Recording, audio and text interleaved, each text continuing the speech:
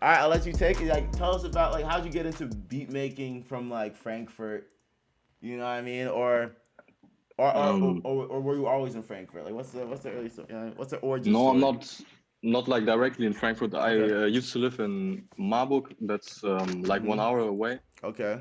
and I studied there. And yeah, I was just hanging with friends, Mm-hmm. and somebody said like, um, I just bragged that I would be capable of making beats, and they were like all like didn't believe me. And then um, I kind of wanted to prove it to them. And I had this app. Mm-hmm.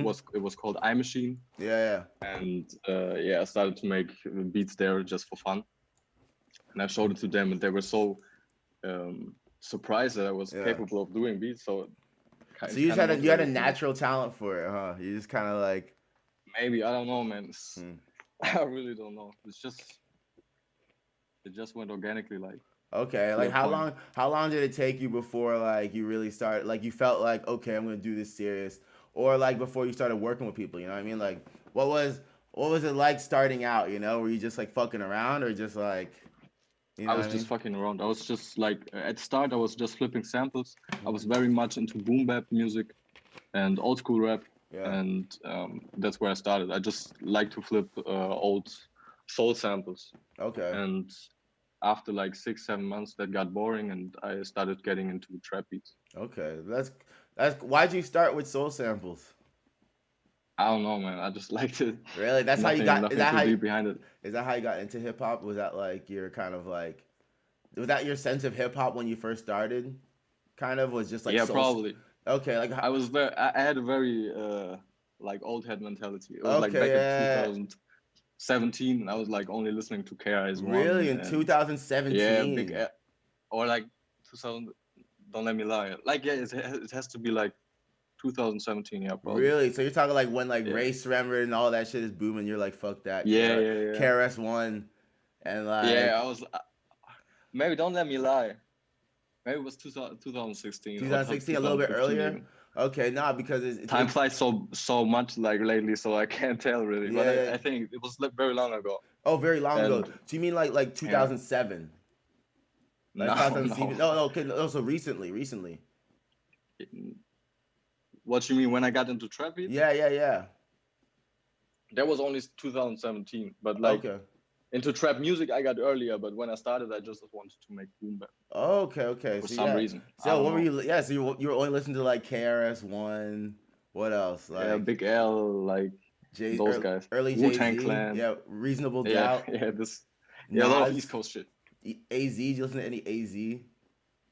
Az? Az. No, Oh, he's crazy. You gotta listen to Az. I gotta That's some check him out. crazy East Coast like '90s stuff. This is like Raekwon and like Ghostface. Like oh, yeah, he's like only built for Cuban links. Ah, okay. You know, like the Raekwon stuff.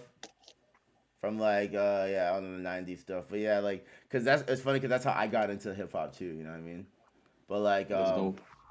but yeah, so like you started with the '90s stuff, okay, and then like you started producing. Were you like actually cutting samples, like or you just like downloading from YouTube, just getting the samples, put them together and No, shit? I was actually like, I like the that I was able like to pull up some songs and take minute 7:28 or something and like flip that part into my own beat. That's what Oh, I liked okay, so you at like first, chopping shit. and it was also like more easy, than Yeah. compose everything What at the program were start. you using when you first started?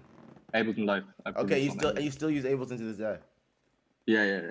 This was the Dang. first program that one of my homies cracked for me. So Dude, you started uh, really, dude. You started kind of like for starting in 2017, you know, yeah, and yeah, then like picking up like trap like that's kind of recent to like pick up stuff. You know what I mean? I feel like that's kind of crazy. I feel like you picked it up pretty fast to go straight to yeah. sampling. To get bored of sampling in 6 months, means that you were like really cutting stuff, and it was just like, all right, like this is boring now. Yeah. You know? Yeah, I don't I- know what's the reason for that, but yeah. I think I was very dedicated. Mm. I got addicted How many to beats it. were you making I a did day? it for yeah, yeah. How I many had to beats were you study. making when you first started? Like daily? Were you just going crazy? Were you automatically trying to sell beats, or were you No, just no, like, no, not at all, not at okay, all. I wasn't. I was just fucking around and showing it to my homies, annoying them okay, with them, and then everyone's just annoying them with the freestyling. beats. Yeah, Yeah, he's like, yo, listen to this one. And they're like, Yeah, yeah, yeah. they're They were like, all tired of it. Yeah, it's fine. Please, please, oh, okay, okay, stop yeah, showing us your beats. yeah, I feel you, I feel you, I feel that. Damn, yeah, that's how it is when you start out. And then like, Yeah. so so so then you switch to trap beats. Like, what made you switch over to trap beats? You know, like, I don't know. I feel like um, you can be more creative with trap beats. I think if you stick to boom bap at some point, it's like you've yeah, done everything. You it's like know, you have to make it's kind of always the same tempo. jazzy-ish kind of like, Yeah, yeah. you know what I mean? It's dope music. Yeah, Don't get me wrong, but yeah, at some point, like from a producer perspective, you always gotta switch up. That's what I feel like. yeah, true And shit. what I like about trap a lot is that I can basically make a trap beat in any BPM. That's so fire. Mm-hmm. Like when it comes to boom bap, you're like pretty limited from 85 to 95, I would say. That's very true. That's probably why BPM. trap is so diverse and why it's such like a Yeah, expanding genre right now. You know what I mean? definitely. But okay, so like so what made you like I mean like when you started trap, you know what I'm saying? What were like your first like trap influences kind of? You know what I'm saying? Like what were your like, Um, you know, what was my like first, what were you trying to do I when you were was first switching from, you know, just making that switch from you know, making that switch from like doing boom bap beats to trap, you know what I mean? Like what was like your first feelings of doing trap music, you know what I mean? Like making that switch. What were you trying to do? I was always in love with the whole Atlanta scene and with Mm. the typical like Atlanta sounds, the Okay, Zay okay, yeah, 808s okay. Zay and all that 808s, shit. pianos. Yeah, spins and Yeah. these like the Zay snares, these typical snares you hear a lot. So and always loved like Young Thug and Future's music, for Okay, example. yeah, These are okay. like my absolute top-notch artists. Okay, yeah. So Who do you that's think is better? also Who's better for you, Young Thug or Future? oh damn, that's very hard. But I Who? would say probably Thug. I don't know Really? why. I can't even say exactly why, but like Thug is so I don't know, man. Sometimes he goes into a song and it makes me like immediately laugh, but then I think it's fire. So I don't know. Yeah. Young Thug so I think Young Thug and is super. did you listen to the Slime and B album? I It's haven't heard crazy. Simon B yet. It's an R&B album and Young Thug kills it. It's crazy. It sounds Really? so weird, but so dope. All right, dope. I gotta hear that shit. I Yeah, really I like him. heard it's dope, but like I slept on it honestly. Like I just was like, Yeah, me too. I just checked it out like a few days ago. It's crazy. yeah, maybe I'll check it out on stream later. Who knows? I don't know. Yeah, But Lil Thug, he's super fire. yeah, I feel for me. I feel like people like Thug in, especially in Europe, because like he's way more melodic. I feel like than Future, Yeah. and like a more Yeah. Future is better to turn up to though. yeah. I feel like dude, Future. I feel like there's like a darkness to his music, and for me Yeah. as a long time Future fan, I know for a fact that like Future kind of invented like you know the way of rapping that like Young Thug used to succeed. You know what I'm saying? I feel like Yeah, definitely. Future was the first guy like really making some like weird trap where he's like, you know what I mean, like changing his voice around and like just grinding on it. And I promise you, in America at this time when that shit was first coming out, everyone thought it was whack. Everyone was like, "Yo, turn this Yeah, down." yeah, They're like, I know, "Fuck I this shit." remember. I Yeah, was even saying that too, yeah, so I know yeah, exactly what yeah. I remember when I first came it to takes time until you get used to it, but that's then true. When I you first get came to addicted, I Germany, guess. when I first came to Germany, people were like, "Yo, Future's kind of whack," and I was like, "What? Nah, you guys just don't get it." Da da da. And then after the Drake and Future mixtape, then everyone's like, "Oh, Future's dope." Yeah, I was like, "All right." Germans are always 2 to 3 years delayed when it comes to Yeah, like, a little bit. Yeah, I see yeah, that. You know. it's getting less, but it's still kind of delayed. So when did you start uploading beats on YouTube? At what point were you like, "All right, like, I'm done doing this for fun. I want to make some money. Like, let's go." Like, when did you start The uploading your main intent, beats? yeah, the main intention wasn't even money. I was Okay. just, I don't want to annoy my friends anymore, and You want to I annoy feel other like, people? yeah, I wanted to annoy other people with my beats. No, I'm No, that's kidding. real shit. I, No, I, that's true shit. That's true shit. I was just like I wanted real feedback. I wanted feedback by real people. Okay. Unfortunately, when you start on YouTube, a lot of people notice the first feedback you get is by bots, so Mm-hmm. Yeah. didn't help a lot. But Mm. the main intention was just to get my music out and get feedback by other musicians, meet other musicians. Mm-hmm. In my town where I lived, where I Yeah. studied, I knew nobody that was into music production. It's like a town with like 100,000 Okay. people live, and nobody there did music. So I was all Yeah. alone, and I So you're thought like the like only one maybe that's a doing it. good way Yeah. to get. How'd you Yeah, figure out I like? start. How'd you learn about like even how'd you even learn to like get Ableton and how to like sample? How do you know how to like put samples into Ableton? Cut it? Did you just watch YouTube tutorials, or did you like Uh, you just have like a sense yes, for it? yes, I definitely did watch a few tutorials, but in general, I would say I just tried out everything. I Okay, just you pulled played up a like yeah, you played sample like and the game. You played like a game. You just kind of like went yeah, in there yeah, and yeah. just did it. Okay, you know what I mean? Because I kind of dislike tutorials. I always want to know one thing, and Same they here. keep talking like 3 minutes about their channel, then like 2 minutes about something I didn't want to know, Yeah, exactly. and then they start getting like that's I kind of dislike this tutorial. So I I just hate like tutorials honestly, and I like try and error this. sometimes for mixing, for like vocal mixing, I'll like look at like something for like an effect, you know, but I'll always skip through it. And then like by the time I see like the basic of it, I'm always just doing it my own way after, you know what I mean?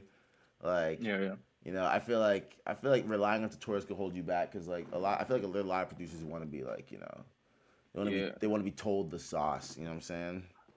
And yeah, they definitely. don't realize the sauce is like always changing, you know? Yeah, definitely. Mm.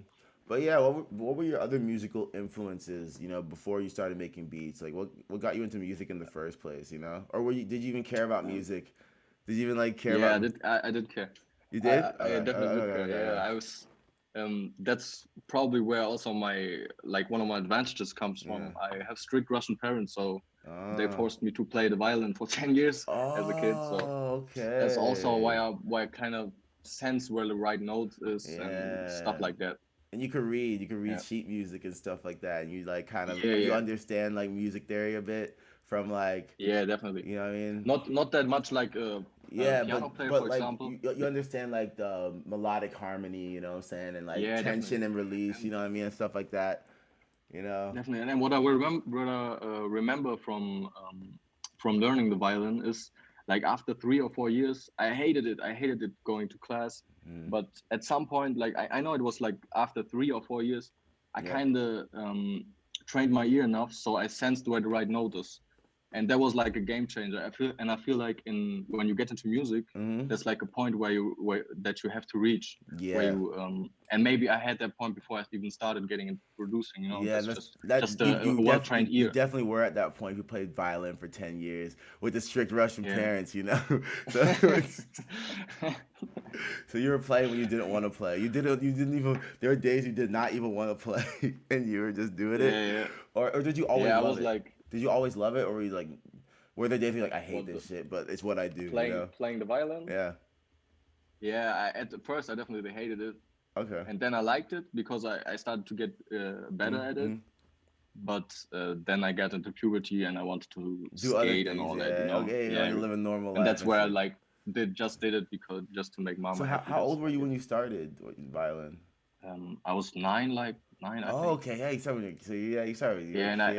and I You do stopped when I made. competitions and recitals and stuff like that. Did you go do like recitals and Mm, like I was never that good to go to any competition, I okay, would okay, say. But okay, I played some concerts. I okay, played in an orchestra yeah, as a kid, like that okay, shit. okay, cool, crazy, yeah. And then then you just like smoked your first joint and were like, yo, Yeah, you got into trap music. yeah, Yeah, kind of. It's kind of true though. yeah. That's cool, man. So, like playing violin, like what did you ever quit? Or do you still play to this day? I still got it. Okay. I got a lot worse at it, to be honest, Okay. than I was when I stopped going to the class and all that. I stopped with 18, I think. After that, I went to university and I stopped doing it. Okay. And now I only play occasionally, like for my grandma, for example, or something like that. Okay. Sorry, they're in the chat annoying. I'm looking at the chat. Everyone's crying which headphones they are. They're 990 DT Pros. All right, guys. Look here. Wait, we get the camera. You see this right there? All right, bam. Okay. Okay, so you got into trap music. All right, and Yeah. so now you're putting up your beats on the internet. How long did it take to like or did you care to see Mm. success, or did you just like love making it? You know, did you like just dropping it on YouTube? Did you No, even at care? first I didn't care at all. Like Okay. the first year, I would say I didn't care at all. I just uploaded it to get like something out of it, not even money, just Mm. like I don't know, recognition, meet other producers, and yeah.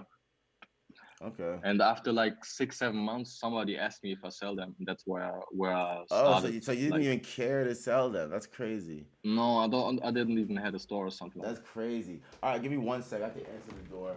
All right, real quick. that. Very, Bro, very rude of, the people around. All right, give me a sec.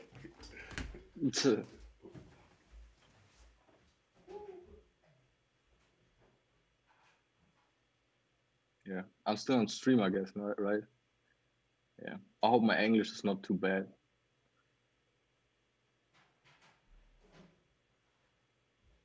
Wait, I just opened the stream. Now I see the chat. Damn, there's a All lot right, of we're back. people. All right, cool. All right. Yeah, do you see the chat, by the way?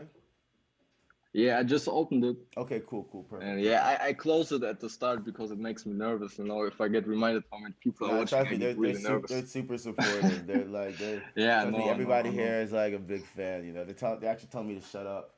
Yeah, They that's actually they tell me to shut the fuck up. yeah, They're that's like, super dope to they're see. like, It's yo, still just super surreal. yeah, whatever, dude. They're like, yo, shut the fuck bro. up. Yo, it's all about XIC's couch Alles guy. gut? Hey, what's up? Yo, got that What's couch good? guy for helping to organize this. Can you hear him? Can you hear him? I can't hear You him. can't hear him? Hold on. Can you hear him now? Yeah, I Speak. can hear him. Ja, I can hear him now. Oh, ja. cool. All right. Ja, was geht? Alles gut, Bruder. Was geht bei dir? Geht's dir gut? Schön, dass du da bist. Schön, Alles dass bestens, This is ja. the mic. This is the mic. Okay. Hold on. Let me put it up again. All right, there you go. Yeah, so see it through this mic. See. Okay, okay. Ja, ja. Ich sehe mich. Ja, mir geht's gut, Bruder. Bin jetzt gerade angekommen. Bin ein bisschen zu spät. Ich hoffe, ich habe nicht so viel verpasst. Und Alles ja, gut. ich will euch gar nicht weiter Nichts stören. Besonderes bisher. All right, back to the interview. All right, so basically, YouTube, you're dropping. You don't even care about who buying your beats. You just That sounds so corny, but yeah, I don't know. I at first I didn't even know about online beat selling and all that. I got to know a few people, and one of them was Dejan Beats, okay. one of my homies, and he just told me about beat selling. And all Okay. that. I didn't even know about that. So that's cool. That means you came into it like purely from a musician sense. Like you purely were like trying Yeah, to kinda. like Ableton was your new instrument. You know? Yeah, and I wanted people to use my beats. I guess I think Okay. that was also a motivation. You cared more But, about like, people rapping on your beats than you did like Yeah, having a yeah, business definitely. of beats. You know what I mean? Like you didn't give a shit about that. You just wanted someone to jump on them. Yeah. Oh, that's cool as shit, dude. All right, so like yeah, so then who was the first person to offer you money for a beat? Who was the first guy who was like, yo, let me buy this? Because you would have I given it think to the him for first free. one Would you have given it to him was for like, free? huh?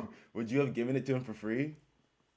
No, I don't think so. Okay. But just because I've read a lot on Reddit at the start, and they were all like, "Nah, rappers don't get nothing for free." Like this whole Okay. this whole mentality, Mm-hmm. and that kind of poisoned mine too. So I probably wouldn't give away a beat for free, which actually was dumb, like in perspective, I think. Interesting. And I just offered it like now I just offered it free to use for like non-profit purposes. Okay. Like that's cool. But yeah, so And I think the first beat I sold was like for $50 or something. that's cool for To the some first. German dude. That's cool for the first one. Just on YouTube, they just hit you up like, yo, let me get this. Yeah, something like that. Okay. I didn't even remember what beat was it and who was the guy, but something along this. You just saw it on YouTube. And were you hyped? Were you like, whoa? Yeah, I was very hyped. I was like, $50 for my music, man, that's crazy. What'd you spend it on? Yeah. What? What'd you spend it on, the first 50? Oh, damn, I don't know, probably weed. I was like studying, so. You're like, I'll be honest. You're like, yo, weed I didn't money. do. You're like free do weed a lot money. of smart stuff back then. Yeah, you're like free weed, you know? You're like, yeah. Yeah. I just. Yeah, kind of. Yeah, that's fine. No, that's back then I had like $150 a month, like for me. When rent was paid, it was like I had like $150 to $200, and yeah, and so having a little bit of money for weed was like super dope, That's fire. So yeah, so then when did you start like how many times a week were you uploading at this point? Because I hear that it wasn't really a grind for you. You just genuinely wanted to make beats and share it. So how much were you uploading? I think at the start it was just one per week, or something like that. But also because I couldn't come up with more. I Okay. remember pressuring myself. I wanted to grow my YouTube channel. That was Mhm. also a goal. I wanted like to get attention. Uh-huh. Um, and yeah, I wanted to upload at least one per week minimum. But yeah, sometimes it didn't work out because I wasn't inspired or something like Interesting. that. So you truly weren't trying to like cook up. You were waiting for Yeah, no, no, inspiration. no. Yeah, you're actually like you're actually like waiting for inspiration for like the right beats to put on YouTube. Yeah, To yeah. I that's just cool. found Like I just found out about the whole producer community culture, like all that, just like maybe 1 year ago, one okay, year and a yeah, half yeah. ago. Like before that, I was really just for myself and Yeah, just for like some people I met on the internet. yeah, but that's cool. That's cool. I feel like that's always the best way to start. I feel like you kind of went in like a blank slate and you never like, Yeah, you know what I'm saying? I feel like and with and you with know, low expectations, I feel like yeah, that's also a good point. I yeah, didn't exactly. expect to make it anywhere. So Yeah, that's real shit. That's true shit. I feel like that. I feel like contributes to it. So, all right, let's keep going. Like, so at what point did you start like speeding up with YouTube, or did you always keep this pace of like waiting for true inspiration to hit? no, I definitely switched it up at some point. Okay. I've met like Kyle Jr. Mm-hmm. and I remember I saw a Getro beat or something like that on Mm-hmm. YouTube, and I thought, damn, I just need to work on my music. Like this is not enough. This is Yeah. like not good enough. Yeah. Um, and that's where I took like it was like around 1.5 years ago, I Mm-hmm. think, and I just um, yeah took a break just to practice. And then I came back like with a better quality, and I tried to also like upload more frequently and upload like more stuff that's definitely rappable, shit like that. Yeah. Just more. You simplified your style more.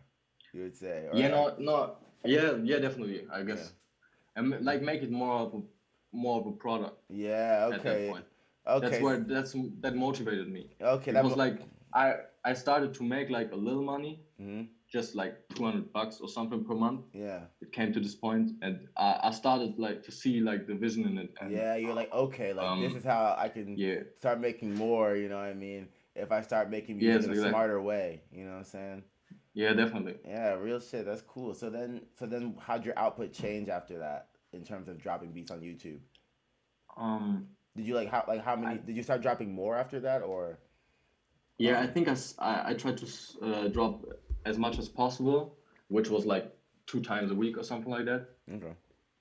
And yeah, Were you also doing school or like were you working at this time too? yeah, You were in university? yes, I was. Yes, I was in university, Yeah. and Are you I still in was just. university?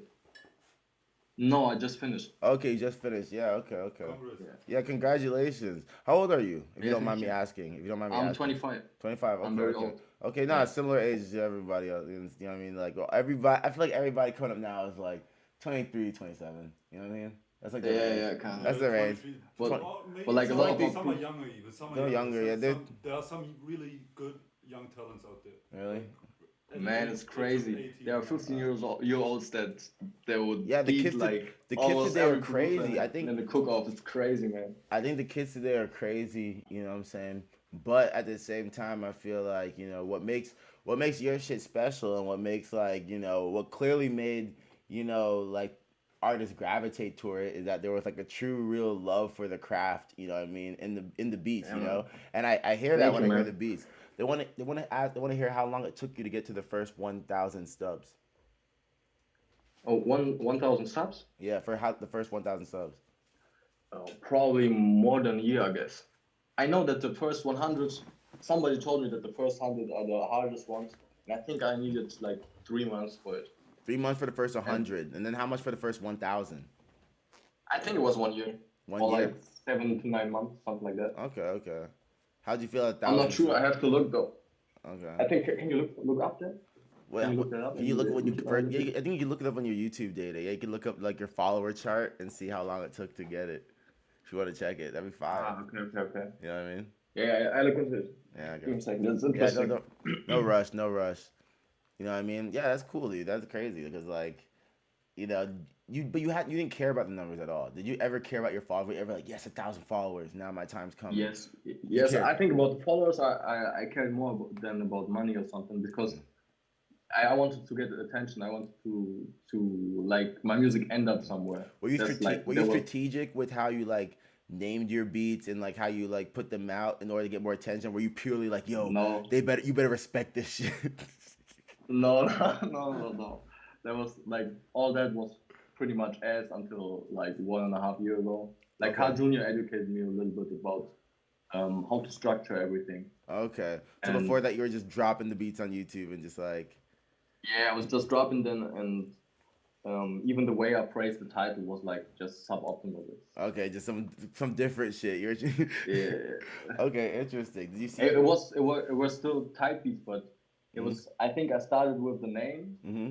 and then I typed my name and then the type beat or something like that, and it's like the search engine didn't pick it up that Oh good. yeah. Like if you just the first words are like X type beat or something. Yeah, exactly. You know? Yeah. True shit. Interesting. That's what I feel like. Like do you see like a today's big? mistake.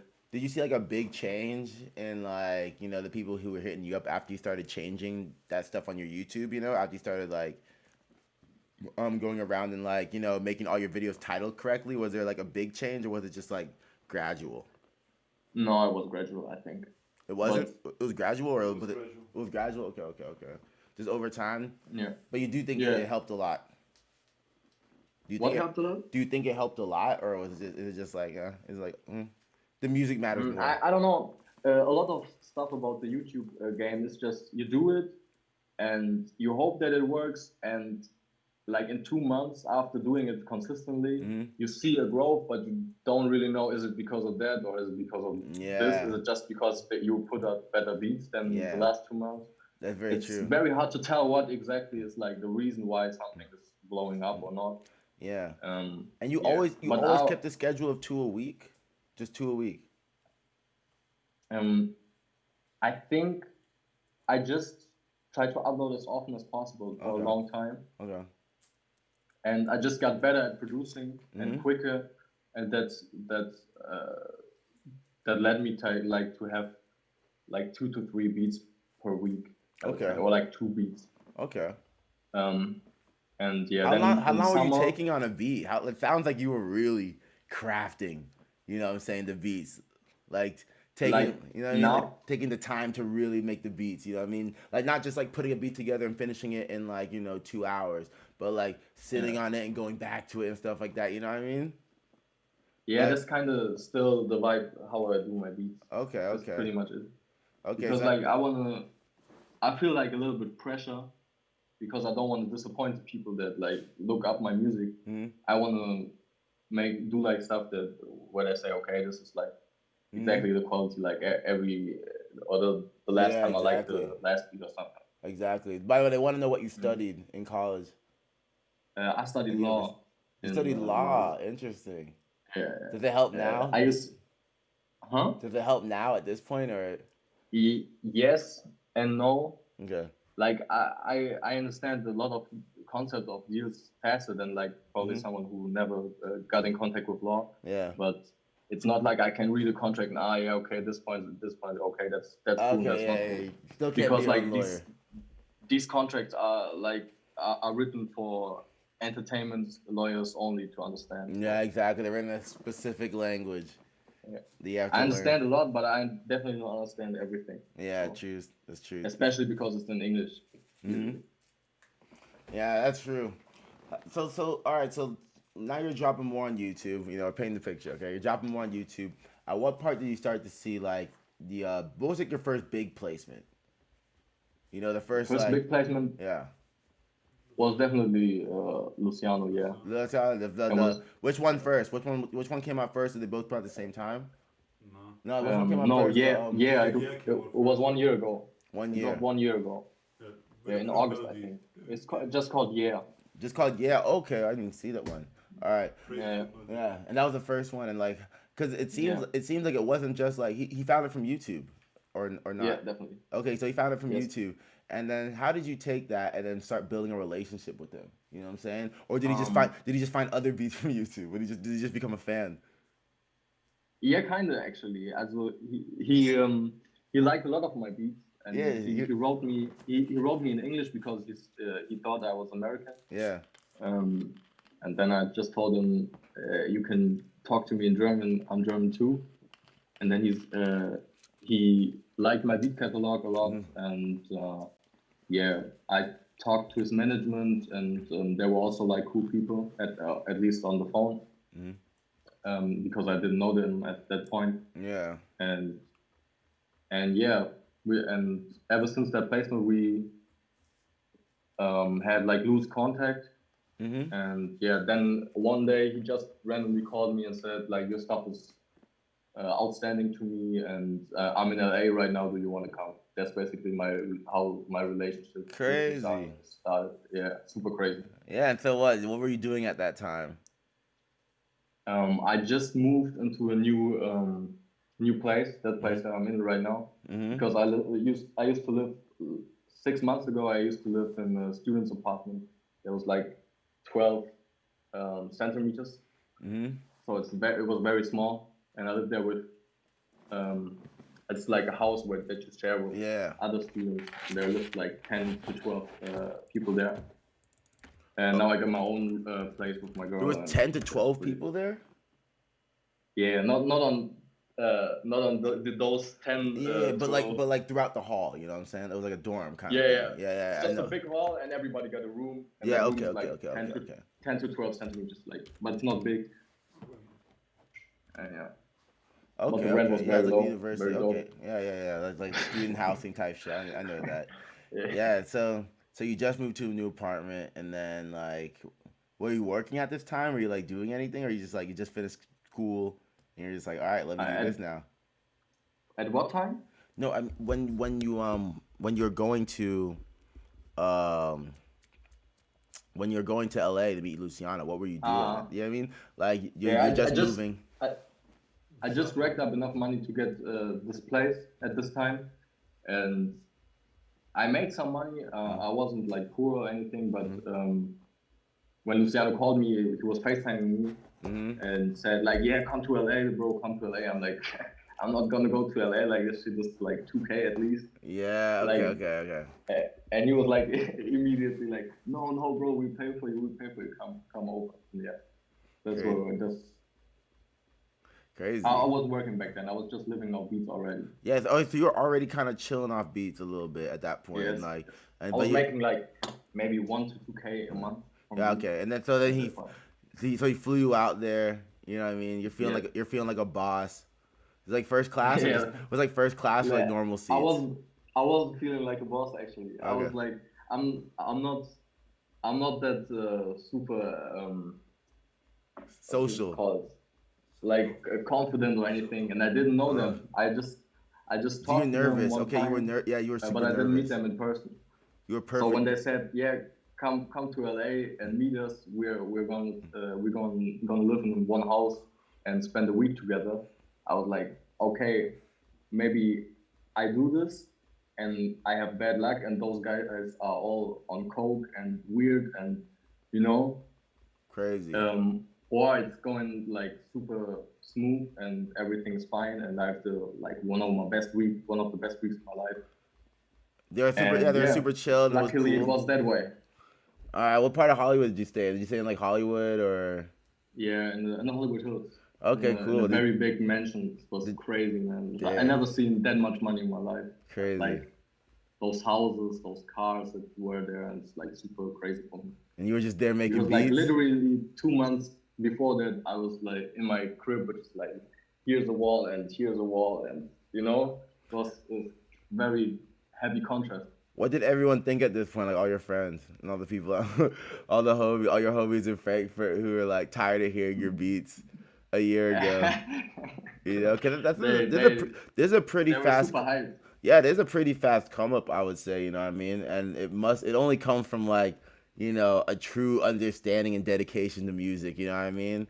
Because like Yes. it seems like, you know, it seems like you didn't just it seems like there's no, you know, I would say the hustle is like really, you're one of the rare people. I feel like the hustle is one part of it, but you truly focus on making like interesting, unique, one of one, dope, fire, crazy product. You know what I'm saying? It's, That thank fucking you, man. yeah, that's the crazy shit. I feel like, dude, that's crazy because I feel a lot of people are like, yo, like you gotta hustle, you gotta push your shit out. To be honest, if some kid was like, yo, how do I get started on the YouTube grind? I would tell him to drop like 2 beats a day. You know what I'm saying? That's what I would say. I'll be like, yo, you should be like pumping out beats, at least a beat a day. You know what I'm saying? But now, Yeah. but hearing your perspective is very interesting. You know, because at this point, how much are now you making before Luciano? How much are you making from beats at this point? Because you're already living off it. You know what I'm saying? How much would you say? Maybe like I don't want to lie, I'm not sure, and it always was It was different always every I month. know it always goes up and down, yeah, but But it you're was you're like basically kind of living maybe, off it. You know what I'm saying? You're basically living off at that point. You know what I mean? Like, especially as someone who was like a broke student, I could definitely live yeah, on it because I exactly. had no living standards. Yeah, I had exactly. I made Keep going, keep going, keep going. no problem. I made like $200 before that a month, and now from beats, and that was like last summer. I made like $1,000 to $2,000. I would say Yeah, exactly. from beats alone. Did you feel? All right, so even before Luciano hit you up, did you already feel rich? Or Yeah, definitely. I felt super rich. yeah, But just because I had no living standards and like my rent was like 250 euros. yeah. So your rent That's is not super not cheap. So you have not money not. for weed, alcohol, everything you need. You're always feeling you go to the restaurant, all Yeah, off beats. I had money to like make cool gifts to my girlfriend and all that. Like that's super Yeah. dope. I remember I was I'm still very happy, but Okay. that made me very happy at that point. All right. So yeah. So after so how long were you in LA for? I was just there for a week. Okay. The other guys stayed there for 3 weeks. There were 2 weeks there already when they called me, Okay. and yeah, and I flew I got flown out there very spontaneously just because Luciano wanted me there. Okay. So, Crazy. All right. Yeah. No, I mean, like, so you're only there for like 2-3 weeks, or like how long were you what? there for? How long were you there for? Week. Huh? What Oh, it week? was just A one week. week. I thought you said you Yeah. flew out. I thought you said call you flew out there a week later, but you're only there for one. How many beats did you make? Was it like a camp, or was it more fun? Were you just chilling, getting to know them, It made a was couple it beats? was funny because when I came there, my biggest fear was like that they say, yeah, you stay in the crib, you make beats. When we return in the evening, we want to have like 10 fire beats, Mm, and then we're gonna record or something. mm. And I was scared that I couldn't like Yeah, make quick 10. beats on the spot, you Yeah, know. yeah. But when I came there, the manager Javier, Mm, he immediately told me like, this is music, this is not work, mm. you know. Or, this is work, but this is music. Yeah, It's not something you can pressure, yeah, exactly. and Yeah. don't feel like you have to prove yourself on the spot or anything just because you meet us the first time in person or something. Yeah. And it was pretty much their way. When I came there, everything was cool, and Luciano treated me like a friend, even though he didn't have to. Yeah. And we basically just had a week to get to know each other. That's Yeah. basically it. Cool. And were there any songs that Very came? cool. Were there songs that came out of this time? Yes, Okay. like this, the I'm not. basic That's what idea I'm of saying. I'm not super familiar with Luciano's catalog. You know what I'm saying? I only heard the songs, a couple songs Ouhboy produced. You know what I'm saying? Like the top 3. You know what I'm saying today. You know, but like how many? But like so like you actually like you produced like a lot of his album, or like not a lot of the album, but like a lot of like like a lot of his singles at the time, or like what? No, when Luciano came No, up. at that time, You go. it was just one single out. It was the Yeah track, and Yeah. that was the only thing I produced so far for him. Okay. And now there's 2 other singles out, Late Night and Mason Margiela, that I made. Crazy. And yes, that's it. It's just 3 songs so far. No, I mean it's major label. You know what I mean? Like it's always like slow. Yeah, it's like, also LA was in November, so it's not that long ago. That's also yeah, exactly. Super recent. Yeah, that's crazy. So then you get back Yeah. here, and then how does YouTube change for you? After Luciano, like how does YouTube now change for you? The beat selling business. You get back to Germany. It's just a week. All right. yeah. When does Yeah drop? Yeah's already out at this point. When Luciano flew you Yeah, out. yeah, was already out for like 2 months. Yeah, no, you- 1 month Yeah. So you at get this point. So you get back now. It's a month later, and you have the Instagram pics of you with Luciano and shit. You know what I mean? People know you're out Yeah. there. So how does the YouTube Yeah, yeah. change? How does the YouTube change after? What happens? Funnily, this didn't change a lot actually. Really? Yes, I remember when Year dropped, I had a big peak in Mm-hmm. views and subs. Like I made 100 subs a day for all of a sudden. Okay. There was a big peak, but most of what I learned like afterwards, it's not Mm-hmm. like these external things blow you up. Um, Most people can come to your channel to look like who is this, what is this guy doing or something. Yeah. But those are normally like not the people you want to reach because they are just curious, but they won't like listen to every beat you upload, you know. Yeah, exactly. So I had this peak in views and subs, but afterwards there wasn't coming anything new. Yeah, they were just there to So look. They were just there to check it out. Exactly. yeah, and YouTube punishes this phenomenon kind of because they in the analytics they think it's clickbait or something that you Oh. pulled, and afterwards I actually had a big like recession in views and subs. So it made your business worse. It hurt it. Not necessarily, but just on YouTube Yeah.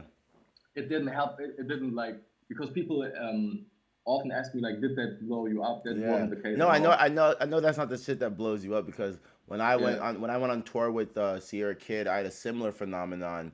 Lucky for me, it happened with Spotify, so like I still got the streams and stuff like that. It was so cool, but like the difference was like it didn't make long term fans because everyone was like just interested in me from my work with them, but like it didn't build like my business so much as like just giving me, you know, something to stand on. You know what I mean? To keep going. You know what I mean? Yeah. So like What I yeah. definitely Okay, what I go. definitely like got from this was just respect. There was less people that hit me up and think I was, when you start producing, Yeah, a they're lot just of like, people hit you okay. up, make me a beat for I'll pay you $20, and if you say nah, I don't want to do that, they're gonna come at you like, what, you don't want to earn money? Why are you so arrogant and all that? And that kind of changed with Luciano because Yeah.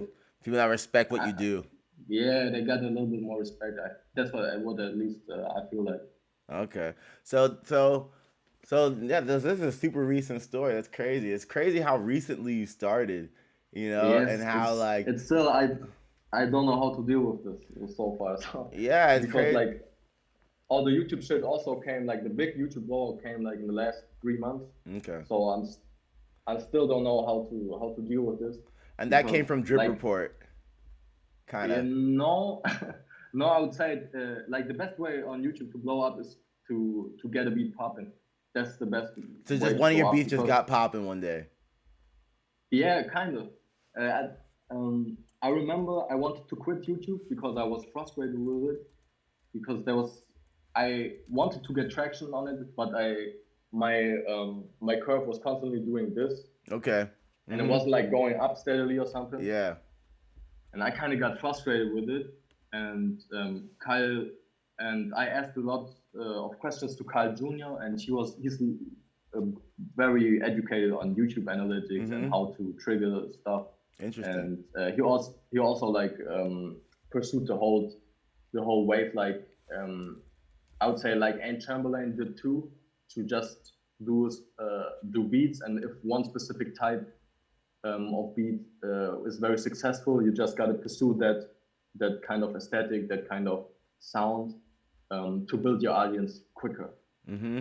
So that YouTube can box you in and know that you like the best Roddy Ricch type beat maker or something like that. Yeah, facts. And then they will push it more because they understand, okay, this is that product.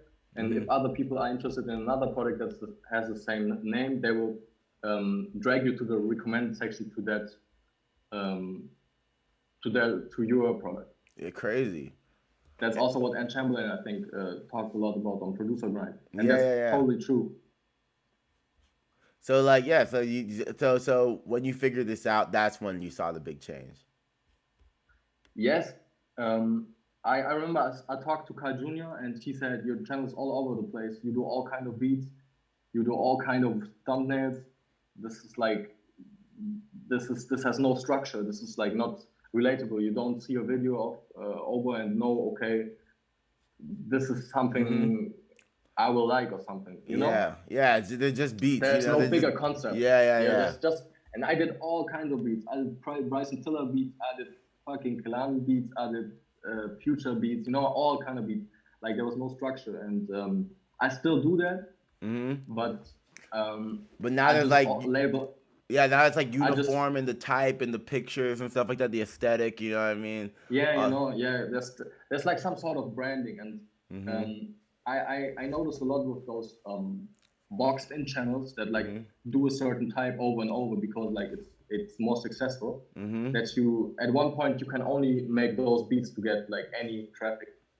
For example, if you build your whole channel on Tyga beats, you mm-hmm. can't just upload a future beat the next day and expect it to get traffic. Oh, It yeah, probably yeah. won't get traffic.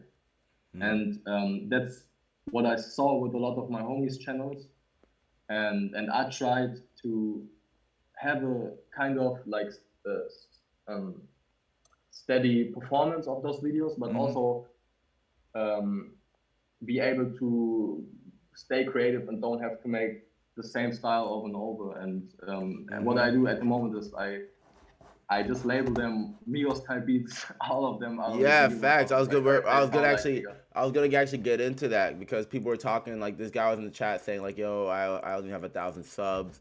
How can I get there?" So I figured like we might as well just go look at your channel on stream right now. You know what I mean? And start like analyzing the marketing aspect of it. You know what I'm saying? Ooh, fire. Okay. You know what I'm saying? They're the most popular. Yeah, You you guys see? are in Heilbronn, you said. Yeah, we're in Heilbronn right now. Yeah, Man, that's crazy. most boring That's place. not even far away, I guess. Yeah, it's close. It's close. You know what I'm saying? We gotta link up soon. Let's see. All right, let's just see what your recent lineup. You know what I'm saying? The strategy here. Let's go back. Let's go back. You know what I'm saying? Yeah, Migos in every one.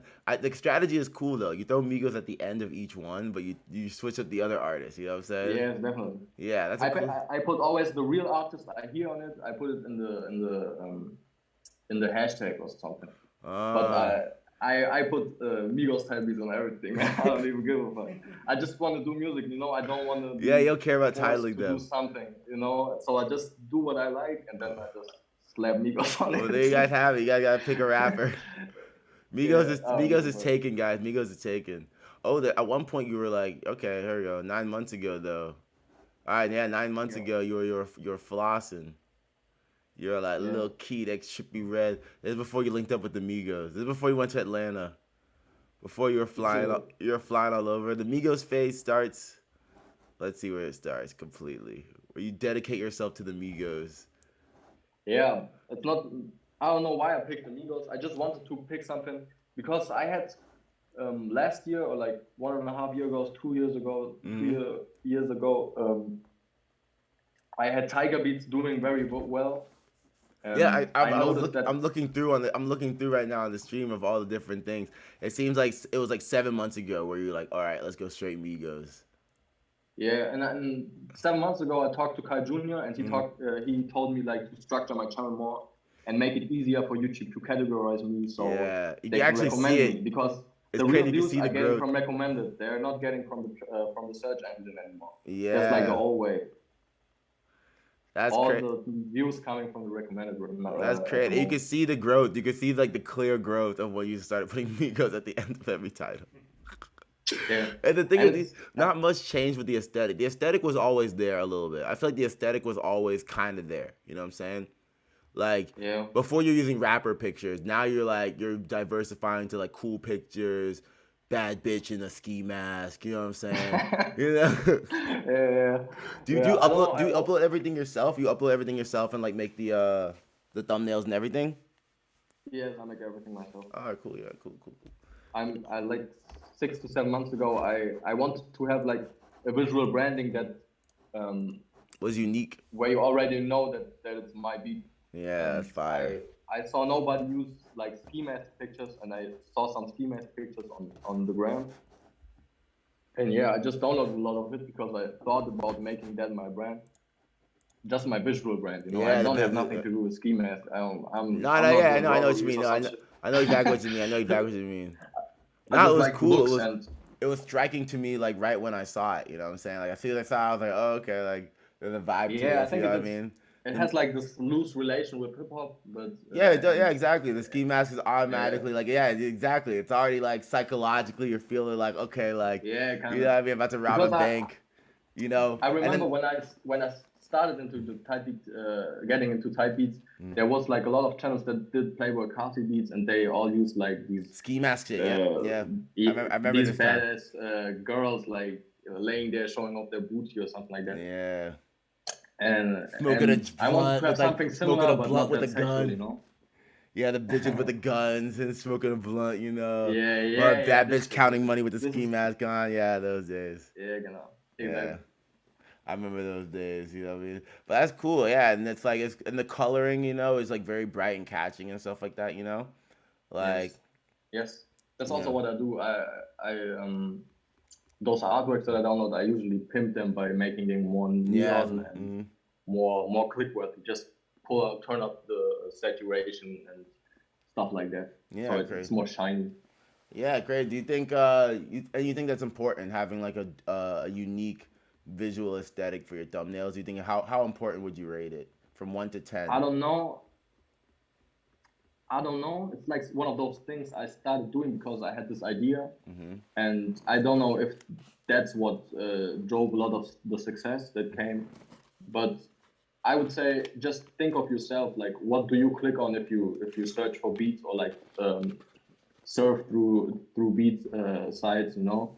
Yeah. And look, like this whole wave of just a blank dark background with a gunner on it, you know, Yeah. that's like very overused. It's hard to stand out at the moment. Yeah, now It's it the just feels same- old. It feels cheap nowadays. You know, I just feel like, okay, this is like a type. Yeah, beat, you know but what I mean? kind of get it because you want to focus on the music and not make like fucking Photoshop artworks all the time, you know. Yeah, exactly. And also, I'm not capable of doing that, you know. By now I have like learned a bit, and I know how to come up with what I do, but that's just it, you know. I don't know shit about Photoshop or anything like that. Yeah, and like they're wondering also what program do you do your videos in? You know, like how do you put it Premiere together? Pro. Which That's one? my video editor. Semi-edit. Premiere. Premiere. Oh, Premiere Pro. Yeah, that's the best one. Yeah.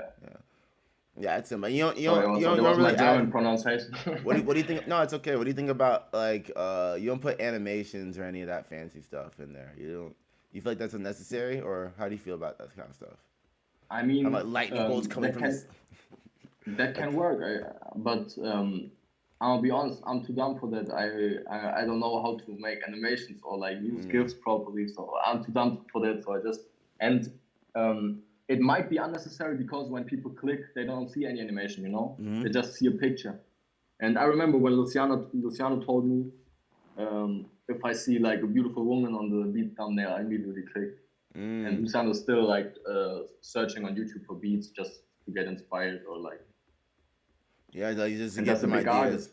Crazy. Yeah, I think a lot of big artists go on YouTube for beats. You know what I mean? Very, very, very many artists do. So how long, like, Tyga got involved super recently. Like, what was it like when you saw the preview, when you saw the snippet? The Tyga snippet. Yeah, when you saw the snippet, when the snippet first came out. I saw it on this TikTok and not the snippet. Like before that, Okay. like 2 weeks before that, I saw him post a lot of TikToks with just the song in it, and he was asking me and Drip Report to remix it. And we were still like kind of because we were talking to a lot of people who wanted to remix that song. Ah, interesting. Who else wanted to remix? Could you say who? Can you say who else wanted to remix it? I don't want to say names. Okay. But it were some big people. Give a hint. We wanted. It was like one of the biggest Indian artists wanted to remix it. Okay. But we wanted to pick someone with a cool fan base, you know, with somebody who has like fans that kind of Did Nav ever ask to remix it? Did Nav ever approach to remix it? Yeah, Nav would be dope too. But yeah. Nav never approached? No. Nav should have jumped on that. Would be dope. Nav should have jumped on. Yeah, Nav should have jumped on it. That would have been a good look. He should But do some funny stuff. You should do. Dripperpot is a big marketing genius, so he always had a plan like with the song. Who is he? He knows exactly what he's Who doing. is he? Yeah, he's a meme lord. He's kind of a meme lord. He's a meme lord. I know he's a meme lord. I know the meme lords. You know when someone's a meme lord. Yeah. You know, the meme lords are smart. You know, the meme lords are smart. He understands how. Is he gonna be a rapper? Is he gonna be a rapper now, or like what's he gonna do? What does he have a plan, or do you know? Is he just trying to make as much money from this song and move on to the next project? He's definitely a musician. That's what I can tell you. Like he's definitely a musician. He sent me some demos. They're awesome. Okay. I think this whole Indian accent thing and meme thing is just like the way to get actually get the attention. To consume your music. You know? Yeah. True shit. Smart. Dang. Wow, that's crazy. I heard that about Doja Cat too. Didn't she make like that? The cow song, the stupid cow song. Yeah, exactly. And afterwards, she did serious pop. You know. Yeah, she was. The thing is, she was like always like trying to. She was like always like middle of the round R&B singer. You know what I mean? Had like a label. She was signed like for a while, but she was like nothing big coming out. She had like a small fan base and stuff. But then she started making songs on Instagram Live. And the cow song was one of the songs that she made on Instagram Live, and then she made like the video for it because it was like a goofy shit. You know what I mean? I didn't know about her. Like, I know her. I know about Doja Cat because I knew about her before she blew up. And when the cow song came up, I was like, oh shit, you know, because it's the same thing, you know, meme shit, you know. And I always respect people who are like, fuck it, I'll just make this like, you know, funny joke song and just like, you know, see if the people like it. You know what I mean? Definitely. And what's funny is that. I'm not sure about this, but rumors say that like Doja Cat showed Tyga the Sketches song, and that's the reason why you found out about the song. Really? That's super funny. Yeah, that's super funny. Oh shit! I can see that. I can see that. Cause Doja Cat's a meme person too. She's a meme lord. Yeah, definitely. She's a meme lord troll. Definitely. She's a meme lord troll. She's actually she's getting the. She screwed up. She shouldn't have. She did that #1 thing. She like she said she would show her boobs. She got the #1, and then she was like, nah. And then the horny dumb man really fell for it. Yeah, but then the horny trolls they're now trying to get revenge, and they like leaked all her like you know the private deep chats where she was like talking with like you know fucking those guys are scary, man. Yeah, those like right wing forum guys, you know. All right, so let's get some viewer questions. All right. Let's see. People say, all right. People were asking all over the chat for your masterful, magical kick 808 layering combo magic. You know, they're like, yo, that kick 808 just hitting. You know, like, could you give any advice? You know what I'm saying for this? Like, you know, I just I was mentioning this earlier that. I was at one point where I heard like a beat by Getro, I think, and I felt like my beats just don't have the same quality, especially like in drums and mixing and sub frequencies. I felt like his beats were so thick, like in the bottom. Yeah, the low end, And the low end, that's what I said. No, in the bottom, same thing. Yeah, same thing. Yeah, you know, you feel me? Yeah. And yeah, that's where I took like a break of like 2 months, and I just like tried out a different variety of soft clippers, tried limiters. I tried a lot of shit until and a lot of spin samples, a lot of J samples, a lot of different stuff. I tried a lot of 808s and edited them until I came up with my own premix 808 folder, and that's what I use by now. So okay, crazy. And that's I can't even tell you how to replicate that, to be honest, because there were so many steps in between to get where there. I edited that 808 like that and put a saturator then on this, and then I re-listened it on the iPhone headphones. Yeah, the iPhone headphones, and then in the car until I had like the result I wanted to have. So when people ask me like, please send me your 808. Like I wouldn't want to do that, you know. You're like, fuck like no, what the fuck? You know? What the fuck? I tested this. People ask me that all the time, man. You're like, I tested this shit in different vehicles and in headphones. How much would you sell it for? Or would you ever sell it? I don't even want to sell it. You Like would I never sell. It's your wouldn't sell baby. It's your for $1,000. I wouldn't sell it it's your because baby. I have money. I don't. Yeah, it's my baby. Like Yeah, it's my fire. son, you know. No, but that's It's some just real shit. That's some real shit because like when you first started producing, were you into VSDs and designing your own sounds, or did you start just like trying to compose stuff? You know what I mean? Like what kind of producer were you um, after sampling? After you got over I was sampling? just interested in composing at the start. Okay, okay. Can you repeat that? There was Yeah, like so weird like delay in no, it. no, you pretty much at the start you were into composing, and then like at what point did you start getting into like adding FX and then sound design to the point where now you're making your own 808s, you know? Like what was the steps in between there, you know what I mean? Um, I don't know. I think at first I just wanted to come up with my own melodies, like Mhm. with something I created myself.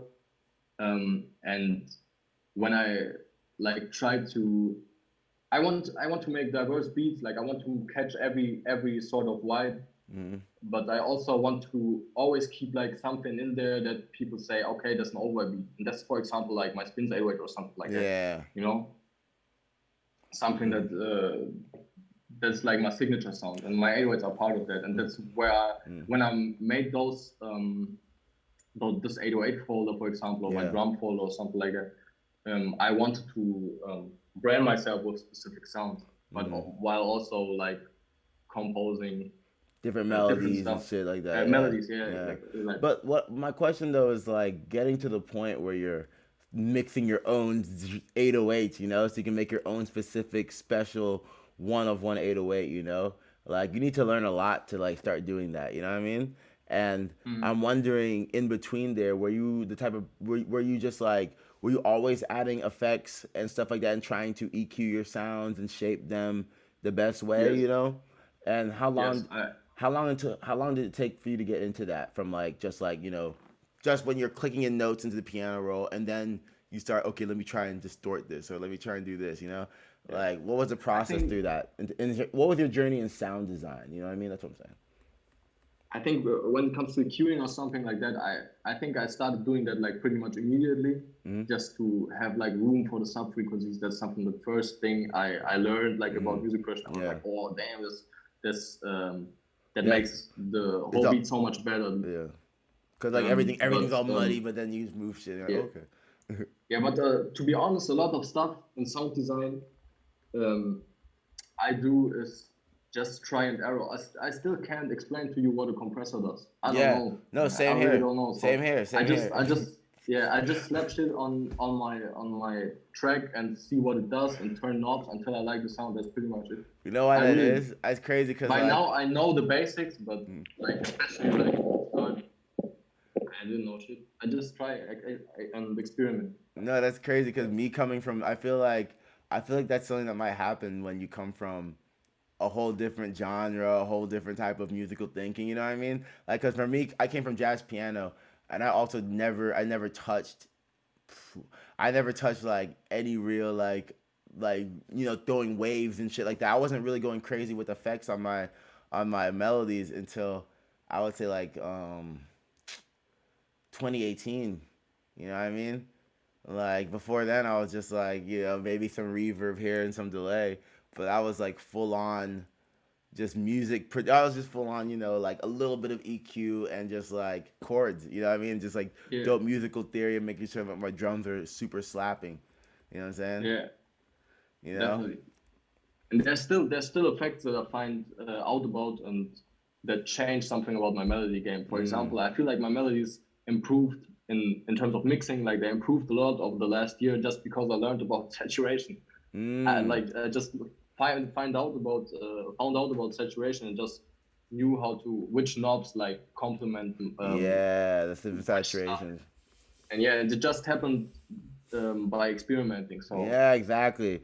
Exactly. Yeah, I think experimenting is always the way to come up with like the best stuff and you know, and to definitely, also improve your skills as a producer. You know what I mean?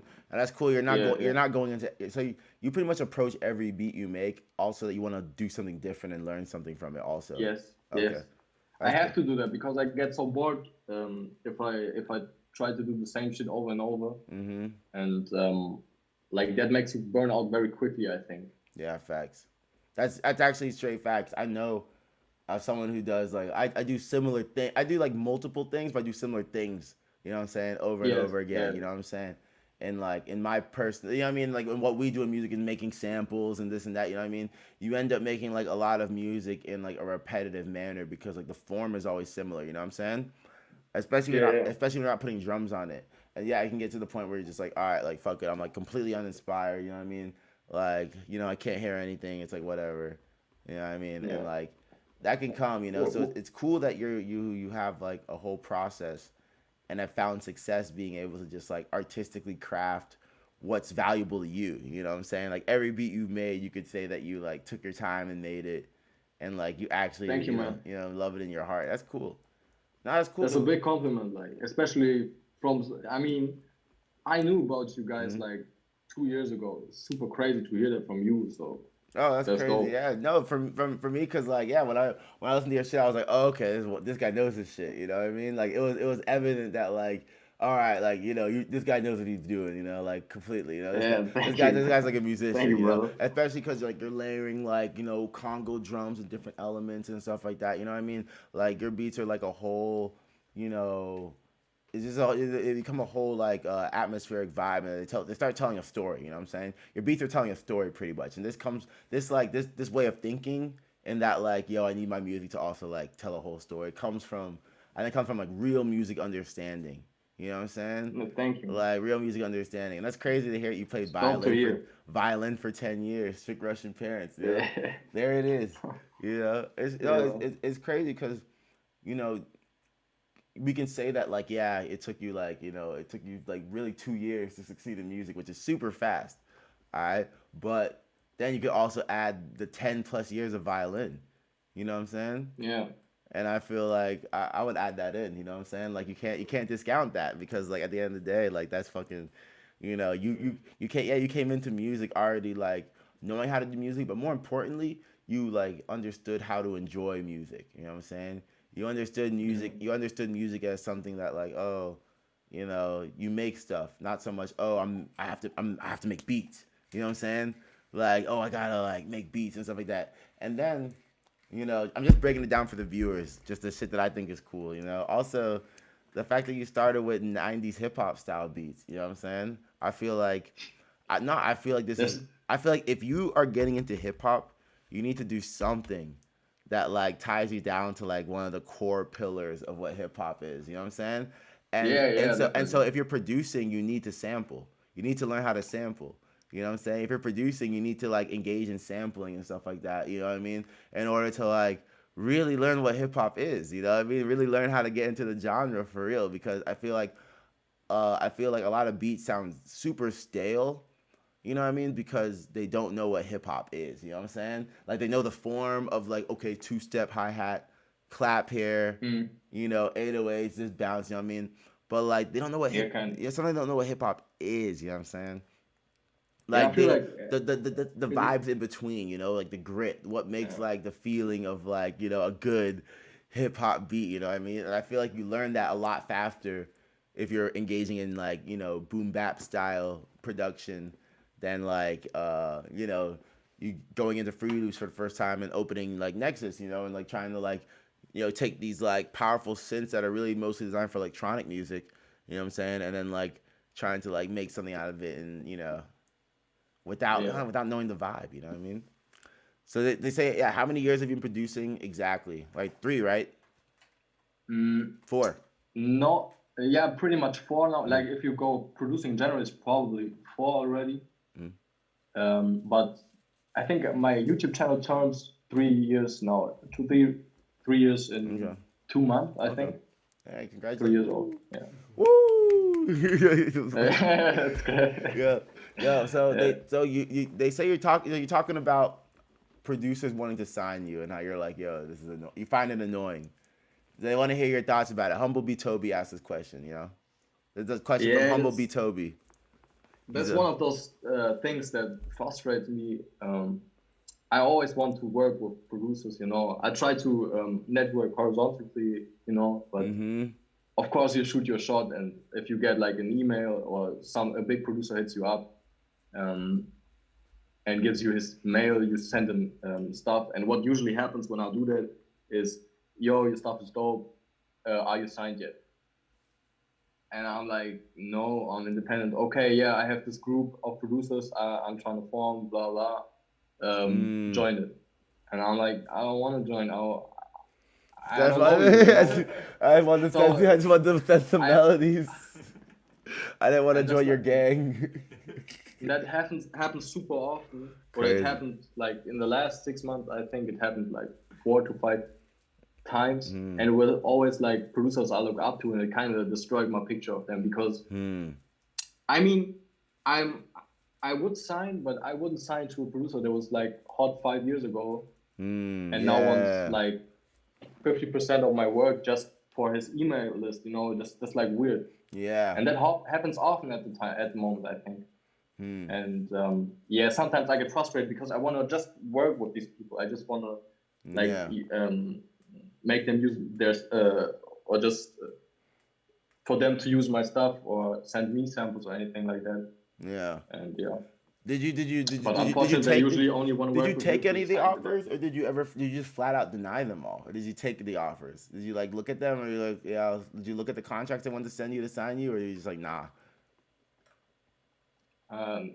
No, by those people that asked me, I didn't look at the contracts because I feel like it wasn't an option. Wow. Like there are some people like you can definitely sign Bro, to, and that's yo, you're a real Russian violinist, bro. You didn't even look at the offers, bro. You said you're just like no thanks. I don't know, like I already sense that whole attitude. I will only work with you if I own a part of you. Like this, I'm already tired. I'm like, that kind of kills the vibe for me, you know. Crazy. Like I get that whole signing game, and it makes sense. Like if you can really provide value, if you sign somebody. Yeah. But most of the times, I feel like it's just get a foot on somebody, you know. Or it happens. Yeah, my perspective right now, I think like that's what I think is fucked up about the sample game, is that like, you know, if you're independent and you're sending samples, then they're gonna be like, all right, like let me take a piece of this. You know what I'm saying? You know? Yeah. Cause like it's just like makes sense, and like the truth is like the game is so blown up now that a lot of young people are making samples. You know? And so like a lot of them want to get into the industry. They want like a contract. They want to get in. You know? And a lot of them are taking the reason I asked is so, dude, I think it's fucking beautiful that you denied all the offers flat out. And I only asked because I wanted to know how much they would have offered you. But and it's crazy you had no curiosity to know. Like you weren't curious at all of knowing how much they thought you were worth. Yeah. Did you care? You didn't...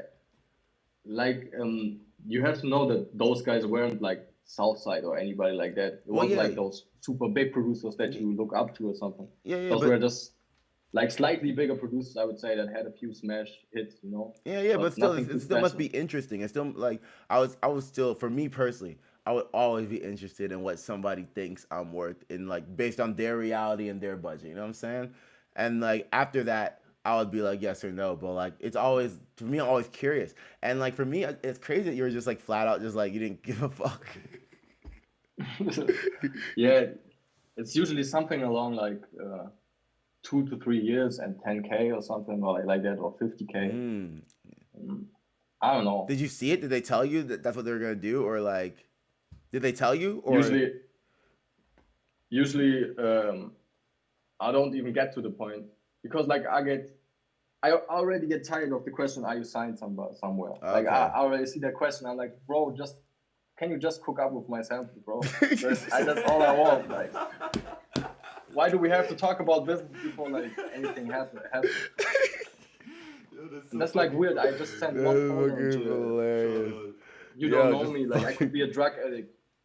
Yeah, right. You don't know me. I immediately want to sign me for 3 years. I don't know, man. I could be a drug addict. Yo, that's so fucking true. There's some facts. I hope Blake is here to my editor Blake. I hope he's here to clip that. I hope he gets that part. That's wild. I think everyone needed to hear that. I really feel that because the thing is, I feel like a lot of people act like signing is the goal. Like signing somewhere is the goal. It can be the goal. Exactly. It can be. It can provide you access like to the world where you want to get. You know, to the whole industry thing. Mm-hmm. But it's not like you sign and then that's it. You won, you know. And often Then it's people act more like work. it. It's more work than you're working with And the team, and you don't even know this team. You know what I'm saying? Like, you know, yeah, the team might exactly. the team might just Like be the team might literally just be trying to dick you over. The team might not give a fuck about you at all. You know what I mean? yeah, Things like that. definitely. Yeah. Like for example, if Luciano would ask me to sign to him, I would be tempted because I know him, I know his team, Mm-hmm. I know they would care for me. We have like a personal relationship where I know I can trust them. That's like way more tempting for me than somebody like who just tells me like, yeah, I'm gonna make you rich, I'm gonna get you those placements. Like I don't, and they have like no proof of that, you know, Yeah. usually. And you don't care where they're from. You know what I'm saying? You don't really care. You don't do you like look up to a lot of the producers in the game, or are they just like a core few? Yeah, to a lot of them, I actually have so many idols. Okay. Like you know some of them, you know. I mean, like when Palace got signed to 808 Mafia, like it was that 2 years ago. Yeah. I think so. I Yeah. remember like somebody in a WhatsApp group said, "Yo, the kid from Germany just got signed to 808 Mafia." I didn't believe it. I thought like, Crazy. what? You can make it into 808 Mafia as a German? Like, Crazy. that's not true. So you know, and then I found out about Palace's craft, and of course, like I have a lot of idols, and he's like one of them, for example. Nah, that's So sick, dude. That's crazy. You know? yeah, Damn, Palace out here influencing people. That's crazy. Cause to me, he's just a little yeah. homie. You know? To me, he's always the little Yeah, homie. of course. Like, You know, it's funny when other people are like, "Yeah, when I saw that shit," but and I there's, but completely there's, understand. I completely understand because like, you know, even when I work with people here, you know, they tell me how like parts of Germany there's not so much opportunity to make hip hop music. You know, there's not so much knowledge about it, you know, and so yeah, I can understand like being, you know, even living in general and then seeing like, oh shit, this kid from Germany signed to Mafia, oh it's South Live, yeah, cooking up with this beat, his yeah, headbang, you know. yeah. And shouts out to Southside for Southside, that. get him calling in the word. Yeah, he's like, yo, I Palace, love my that nigga, yo, video, nigga, like. call me, yo, blah. Yo, I'm Yo, telling that's you, so from the producer community at the time because I was working with like OZ and Nintendo at the time, you know, and stuff like that, and like it was a bit like far fetched, you know what I mean? Like if I didn't know Palace's people personally, his friends personally, you know what I'm saying? Modern consensus was like, yo, like, is this real? You know what I'm saying? That was the modern yeah, consensus. Is like, is this real? You know, like, did he like because the thing is like, you know, it was one thing for us, like, you know, as producers, kind of like seeing how the industry. For me personally, I was seeing how the industry work, and they were more in the industry than me, I guess. So they were just like, okay, like he shouts him out on the IG live story. You know what I mean? Like we see that shit happen. Like, you know, we don't know how true Southside is to his word. You know what I'm saying? How true his business and on the internet. You know what I'm saying? So like we didn't know what to think, especially when he put the 808 Mafia in his title and stuff, in his name and stuff. We're just like, yeah, we're like, oh, we're like, like, is he clout chasing this? What is he? You know what I mean? Stuff like that. And I was the one, like, I talked to him, of course. I was like, I found shit, like, it's like, I want to tell him, like, yo, it's serious. It's like, for real. He's really trying to edit Mafia. And a lot of people were stunned, you know? And for me, you know, I've been, like, all around the world at this point. So, like, I've seen people find yeah, success in random places all the time, you know? So, like, for me, it was, like, an understanding. And, like, I was like, I thought it was cool and it was random. And it also, like, it made me happy because, you know, a long time in my life, I had like I always knew it was like the random people you see. It's like the random shit. It's always the random shit. It's always like, you know, just some guy you meet, and then you meet somebody, you know, and then he's like a producer and he's chilling, you know, and you guys are kind of cool. You guys talk, you know what I mean? And yeah, like, and it's what you said about horizontal networking. You know what I'm saying? Like, if you always make relationships with everyone at your level, you know what I'm saying? I feel like, you know, you never know who's gonna be the guy to just like explode one day. Cause we all thought personally we thought Time was gonna blow up. I don't know if you know Time, the rapper from you know Time, the rapper from Stuttgart. No. no. Yeah. Okay. Yeah. Well, we Is it like TYM? TYM. Yeah. Yeah, I heard about him, but I actually don't know his music to be honest. Okay. Well, we thought he was gonna blow up. You know what I'm saying? We thought he was Mm. like I thought it was that he was gonna like blow up in some way, like, you know, one of these, because I was working with Ren, we're thinking that like people were hearing his shit, you know what I mean, that like, because people were hearing his shit, we're linking up with like the DJs, we thought like we are gonna work on his stuff and then like come up as producers through time, you know what I mean? Germany also, you know, and me with a Yeah. bunch of other German artists at this time too. And then dude just randomly gets signed to 808 Mafia. It was just so random. It just like That's so fire, man. That's super inspirational, man. yeah, That's super it inspirational. changed the dynamic of like uh how we saw things. At that time, we all felt like success was coming. You know what I mean? And I think the success of the people around you also contributes, you know, to your success. You know, so I think Yeah. I think that's what that networking that horizontal networking is all about. You know, and it's Yeah, love to see it. mhm. Love to see it. Yeah, And that's cool. that's super dope. That's what my You know, your success. You know, so I think yeah. Love. I think that's what that networking that horizontal networking is all about. You know, and it's Yeah, love to see it. mhm. Love to see it. Yeah, And that's cool. that's super dope. That's what my what one of my friends, Kyle Jr. said. He's like that. He said music is not about VSTs and all that. It's Yeah. like about personal connections, you know, Yeah. and not about and just network horizontally. Like work with the people you like and which music you like, Yeah, exactly. and Facts. don't be an opportunist. Just like genuinely fuck with people, and then the rest will go like by itself. Yeah, facts. People are asking what your favorite VSTs are, even though you just said VSTs don't matter that much, but they want to know they want to know what your favorites are. Yeah, I love Xpound, for example. I know people are tired of that answer, but it's still one of my favorite plugins. I love Nah, that's cool. Eagle a Everyone has lot. their shit. Everyone has their shit that they love. That's cool. I miss It's Expand. fire. Yeah, I like it. I just found out about Hive. That's also very fire. Okay. Um, and besides that, Contact is super fire, but I think everybody knows that. Omnisphere. I still use RC20. I don't know. You still use But your RC20? besides, yeah, Have you tried a cassette? no, not yet. Okay, you try it out a little bit. It's like an alternative. I like RC20 too, though. I like RC20. It's, I like how RC20 looks. I don't yeah, know. yeah. Do you ever pay attention? Do you ever pay attention to like producer trend talk where they're like, "Yo, fuck RC20, everyone do," or like, "Fuck flutes, fuck guitars." You know what I mean? Do you pay Yeah, attention? Do you they're pay fucking attention? dumb. Yeah, Well, you. like, wasn't everybody shitting on flutes like just 1 month ago, and now like you just land this big ass Migos Yeah, we song. might There's a be flute on in some there. with Like bells, with literally people bells and care about the flutes. wrong shit. What's funny is that I always use flutes.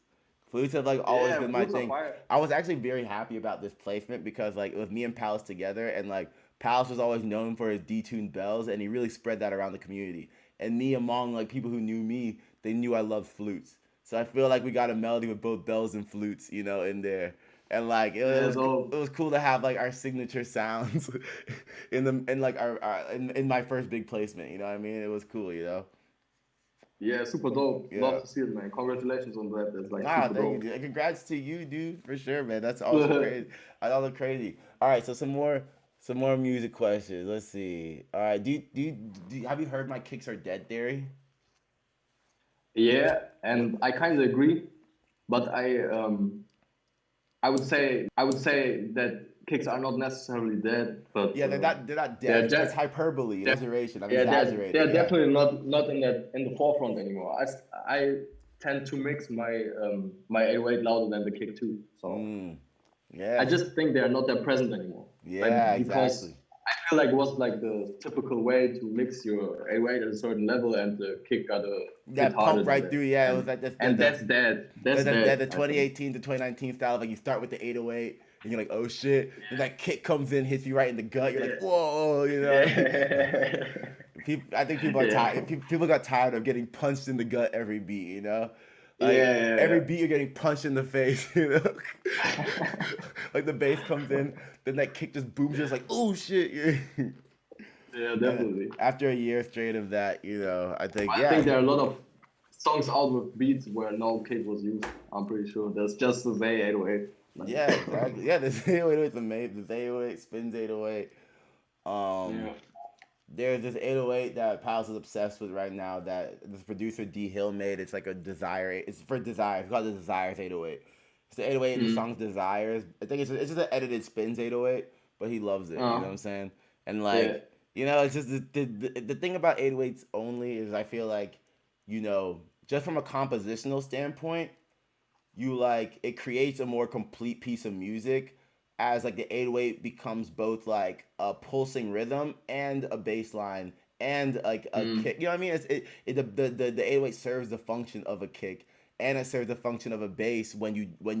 when you free it from like the attack of a kick. You know what I mean? When you free it from the attack of a kick, then it becomes like a bass line that you could float around with.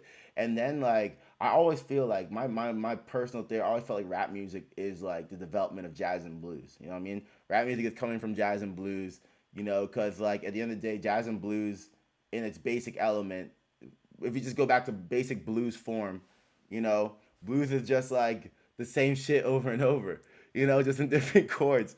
You know, blues is like always the same shit, the one and the four and the one, and the, you know what I mean? It's just always the same shit.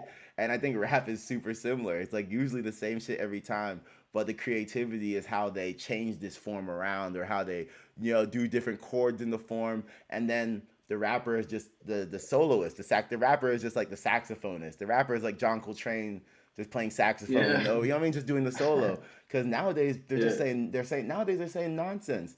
You know what I mean? And like you know they're just rapping, but it's about the sound. They're like hey, hey, hey, hey, hey. You know what I mean? Like it's the Mm. same as it's the same as if you're playing a sax and you're like, whoop, whoop, you know what I mean? Like the same shit. Yeah, The yeah, same shit. definitely. You know what I mean? I'm so hot. All I can say is whoop, whoop. Yeah, yeah, exactly. That shit kills me, bro. Yeah, Do you know that song Submade by Future and Thug? yeah, No, is it by Future and Thug? Yeah. yeah, exactly. Like, Like, it's barely rapping anymore. It's just like straight up dumpster fire, man. yeah, It's just, no, but for me, it's like, especially with artists like Future, it's like, um, and Young Thug too. It's just unrestrained creativity and like they're vocalists. I consider them vocalists. You know what I'm saying? I consider like yeah. Young Thug. Yeah, for me, Young Thug for sure is a vocalist. You know what I'm saying? Future is more rapper in my sense. You know what I'm saying? Yeah, Like, definitely. you know what I I'm agree. saying? And like, I feel like you know, it's cool. You know, I feel like people should. I feel like my conclusion of saying that kicks are dead just came from me seeing like rap, not just like oh like beat and rapping, you know, but like what is the form of music? You know what I mean? What is like what where are the elements going on here? You know what I mean? And I think you have a similar approach too because coming from violin, you know what I'm saying? Coming from, you know, understanding playing in an orchestra and understanding like how the different elements combine to make a bigger picture, you know. I think that like prepped you for like super fast success in beat making, you know what I mean? Yeah, maybe. Yeah, that's Might crazy. be. So Well, why do you use Ableton? They want to know why Ableton and not FL. They oh. want to know your argument for the Ableton army. Take your stand. Ableton Army. I like that more than Ableton game. It's an Yeah. alliteration that's fire. Ableton Hmm. Army, yeah, I like it. Now I don't know. It was just the first plugin I got. I don't know. Hmm. It's just the plugin that was the DAW that was accessible at the time when I started, Okay. and It was the one you by could crack. now It was the one, it was the one you could crack. The one you, yeah, yeah. I the, didn't even crack it. My bro cracked it for me because okay. I'm very bad with technical things. Oh, okay, okay. So your homie was like, "Yeah, I got you." Yeah, that's how it came. And I remember that I thought I needed FL to make beats that slap harder Mm. because I didn't know about Soft Clipper. Mm.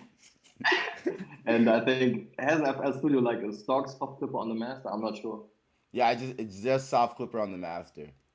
You know what I mean? Yeah, I learned this from OZ. yeah, Like Nintendo was doing it, and he was like, "Yeah, I learned it from OZ," and I saw OZ, and he was like, "Yeah, just soft clipper on the master. That's it." yeah, And yeah. I was like, "I." And yeah, and I don't know. I wanted FL because I thought like FL is the perfect program for hip hop. All Mm. the filters, all the reverb, and all it sounds like pre-made for hip hop for a Yeah, hip hop it sound really already. is. It That's really what is, I especially felt like. with gross beat and stuff like that, you know. And Yeah, the way with the way the pattern and the channel rack operates, it really does feel like it's like, you know, really good for hip made hop. for hip hop. You know what I mean? Yeah, yeah, yeah. But you were And that's sampling. where at the start I didn't like Ableton, or I thought I had a disadvantage because Mm. of this. But now I think of it as an advantage because of the special plugins I have in Ableton, the Mm-hmm. stock plugins. they are more like for electronic music and house music, and maybe that's also a reason why I stand a little bit out because I just use a different DAW than like most people use. Yeah, exactly. You have a different workflow too than people. You have different tools at your disposal than like what the mainstream tools are right now, you know? So like your stuff actually sound way more different and like it's less Yeah, yeah, definitely. And I kind of just like FL every time I right click something, it disappears. It makes me mad as fuck. I can't use it. yeah, facts. You know, sorry, I sent text real quick. What are some what would you say are the secrets to your melodies? Like the Damn, secret I think I get this question a lot. like the Damn, secret. I think I get this question a lot, and I don't know what to answer to be honest. Yeah, Because I know exactly what you mean because it's an unanswerable question. It just comes from years of listening to music and fucking knowing what's good and bad, you know. But like, yeah, yeah. yeah, but how do you feel? What are like? Could you say there's like, you know, any type of like method you go into when you start writing some melodies? I used to start with the chords. Now I start more like with rhythmic elements in the melody, but it's different every time. I try to approach it from a different side every time I start a new project, just to not get bored that quick. Yeah, so you take And you take a conscious effort to always like do shit yeah, differently, always yeah. enjoy shit in a different way. And sometimes I start with this, and sometimes I just click and stuff. Sometimes I use like a little sample that catches my ear or something from Superman or Splice. Like it always depends.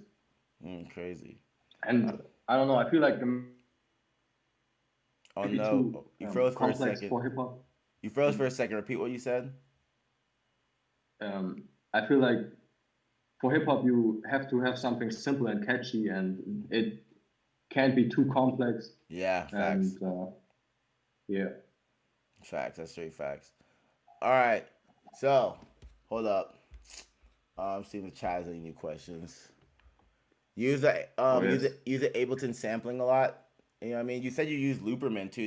Do you like what's it called? Arcade? How do you think about arcade? it's funny. People ask me that too all the time because I use a lot of vocal chops, Mm-hmm. and I feel like Arcade is like the go-to plugin for vocal chops for a lot of people. But I never tried it. I don't even know if it's good or not. But I Really? see so Okay. many people use it, and that makes me not want to use it. Yeah. Okay. Good. That's a good ideology because arcade is trash. Yeah. Arcade is Really? yeah. Arcade's trash. You know. Okay, I won't use it, I'm bro. saying from a composer standpoint, I think you should try it just to see. You should try it just to see like what the kids are using. You should try it just to see like how fucked up the Okay. game is right now. You know what I mean? You should try it just for like your own knowledge. But like I would say like it's just like you know click a song. You know what I mean? It's like you press two notes and you have like a full melody. It's so hard. Okay. It's like hard to add things to it. You know what I'm saying? It's Yeah. hard. It's hard Yes, to add things into it, and you can't take away from it. So it's just like a complete full thing, and then you could just add some drums to it and be happy. But it's yeah, like, it's basically samples on the key or something like that, right? dude, every sample is so full. Like if you go to the guitar section, it's like, you know what I mean, with all the effects in there and everything. It's just like completely full, and all you gotta do is just put two of these keys. And the thing is, the problem is, if I make like one line with these guitars, you know, arcade, you know what I mean, and I have these layers, Yeah. I can't go into arcade again and like layer something. Or if I play something first, it's super hard Yeah. to put arcade on top of it. You know what I'm saying? So like I see. Yeah. you can't. It's hard to stack arcade. I feel like. You I mean you can't like Yeah, I feel. you can't use arcade with arcade. It's just like you can splash one element in there, but it's gonna be like an overbearing full element. You know what I'm saying? And Mhm. it's gonna overtake the song and like drive the whole direction of the composition. You know what I'm saying? So like I feel like when with arcade, like the moment you pick a sample, you're limited to the idea of what the sample is. You know what I'm saying? And like even distant voices, you know, which everyone loves. You know what I mean? Like distant voices, it's cool, but like it's just completely overused now. You know what I mean? Like this, just the vibe of it is overused. You know what I'm saying? Just like hearing that, Yeah, yeah. just hearing that I wash. think that's the next thing like producers get tired of.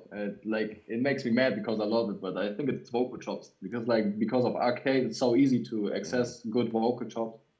I mean, And I think it just comes down to like you know what the rappers use. You know what I'm saying? Like once like the truth is like everyone's using the same vocal chops with arcade. So like the moment rappers start playing, it's like okay, like we can't use that one anymore. You know what I mean? Or like a Yeah. lot of producers already are like not using the arcade vocal chops because everybody's using them. You know what I mean?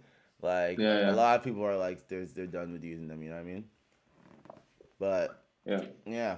But like they ask you where you get your vocals from, like Looperman or like just like online, just Google. Usually Splice. Yeah, Splice. Splice, Okay. or I also have vocal kits.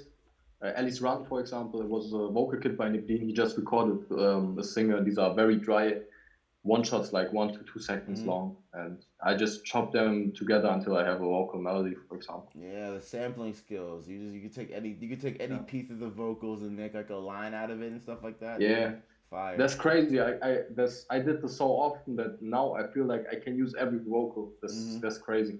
Yeah, you can take any vocal that's like dry and like make it into something. Yeah, crazy. Yeah, that's what I'm saying.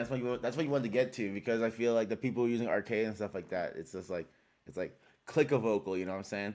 But the really unique the really unique shit comes from, moving shit around, you know what I mean? They want to know about they want to know about your flute libraries. The flute libraries. Yeah. That's like that Ouhboy plugin. No, it's not a plugin. It's also several one shots that I found, like a bank of sounds that I found, and now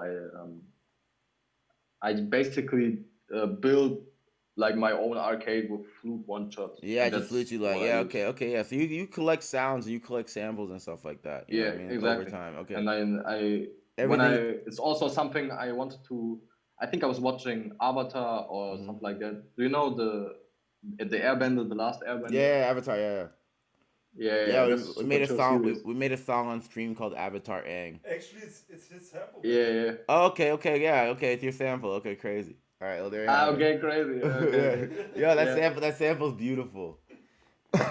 Dope, man. Good to hear that. Yeah, this kid made some crazy drums on it, and the sample is just fucking hot flame, like just straight flames. You know what I mean? You know. Thank you, bro.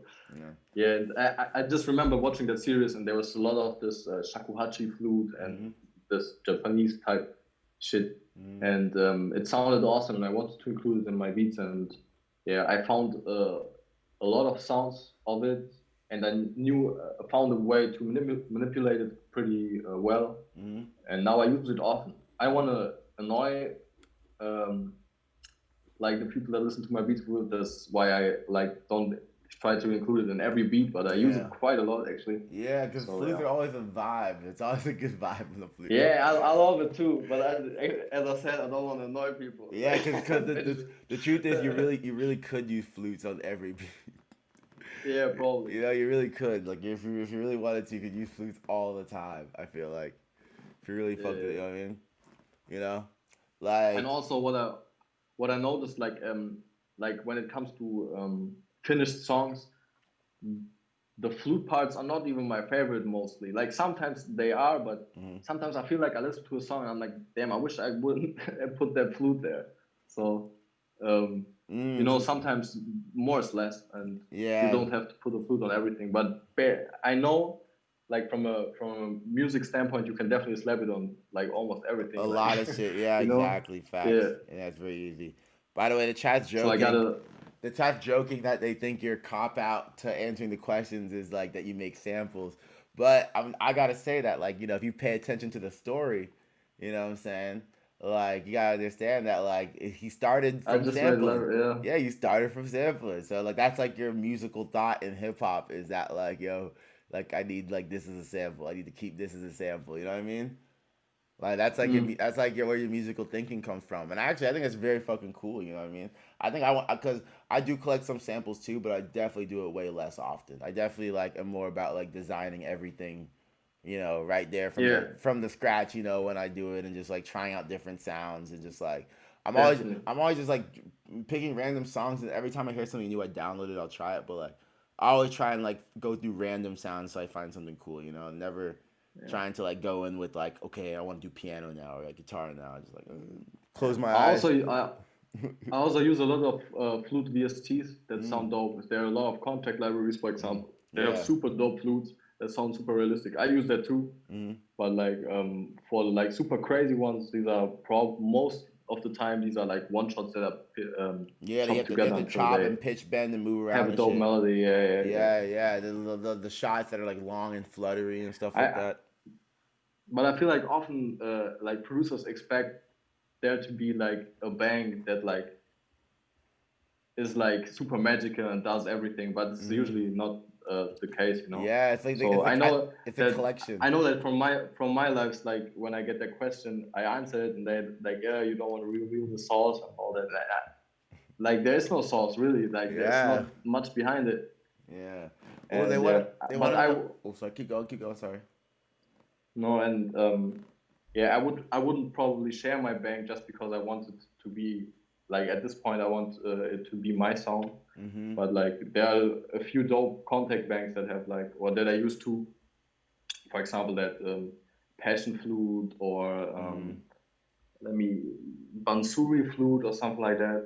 Like those are all Yeah. dope banks, and that I use them too. But I got some flutes that I want to keep for myself. So Yeah, far. I feel you. Yeah, definitely me too. I feel like honestly doing the stream though, I found that like yeah, there are some people who are paying attention, but it's not as much as I thought it would be.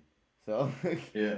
so so like other than that, like for me it's like I feel like as long as I keep developing my style, I can stay ahead. But there are definitely people now I've seen I mean since I've done the stream there are people who have hit me up and they've like they've developed their melodies throughout like watching my stream and like watching my style of doing things and it helped them develop and then they went and got signed and stuff like that. I've seen it, like so yeah, I don't know, that's why I think about the spread of inspiration. I feel like as long as I keep developing my style, I'm not so scared that people are going to take it. And I feel like also do you think people could take your style? Do you think it's possible? No, I don't Yeah, think so. yeah, exactly. But just because I like at this point, that was always my fear because I was so frustrated with the YouTube game. I felt like I hadn't the recognition I wanted, and that was always my fear that I make something original, Yeah. and people take that and ran off with it and get way more successful than me and get known for it, for that sound. But at this point where I am now, luckily, like most of the people like probably track that down to me, I think. So it's okay.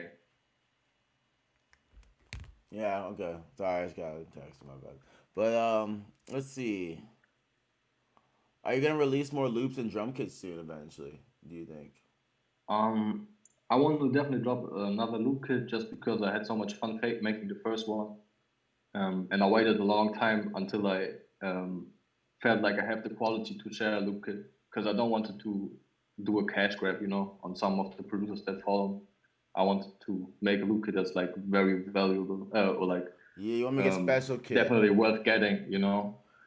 Would you ever drop like a sample kit, like a kit of like some of your like your handcrafted some of the older samples that you're kind of done with, but you kind of want to like let the streets know like yo, like here are some of these samples like I've been using. Safe-made loops or chopped samples? Like actually some of your chopped samples that like you fuck with like from your time. Okay. Like yeah, from your time designing your own sounds. sounds. Like some of the old shit. 'Cause I know you never want to give out the stuff you're using right then currently. But maybe some of the stuff that you did in the past that like you're kind of like, okay, I don't really use these anymore, but I made these. You know what I mean? And like maybe I can give these to the streets. Yeah, probably like a one-shot kit of some of my favorite one-shots that I used a lot. Yeah, I could definitely imagine doing that. Okay. Yeah, like yeah, they wonder like by the way, for I have to acknowledge this.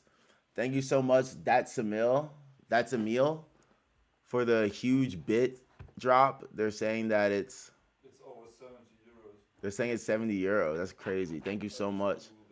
I super appreciate it. Yeah. I feel like I have big boobs. Let's go. You know what I'm saying? I feel like I'm That's crazy. Change the section to just chatting, bro. Right? Yo, thank you so much for that. All right, cool. Someone likes the content. All right.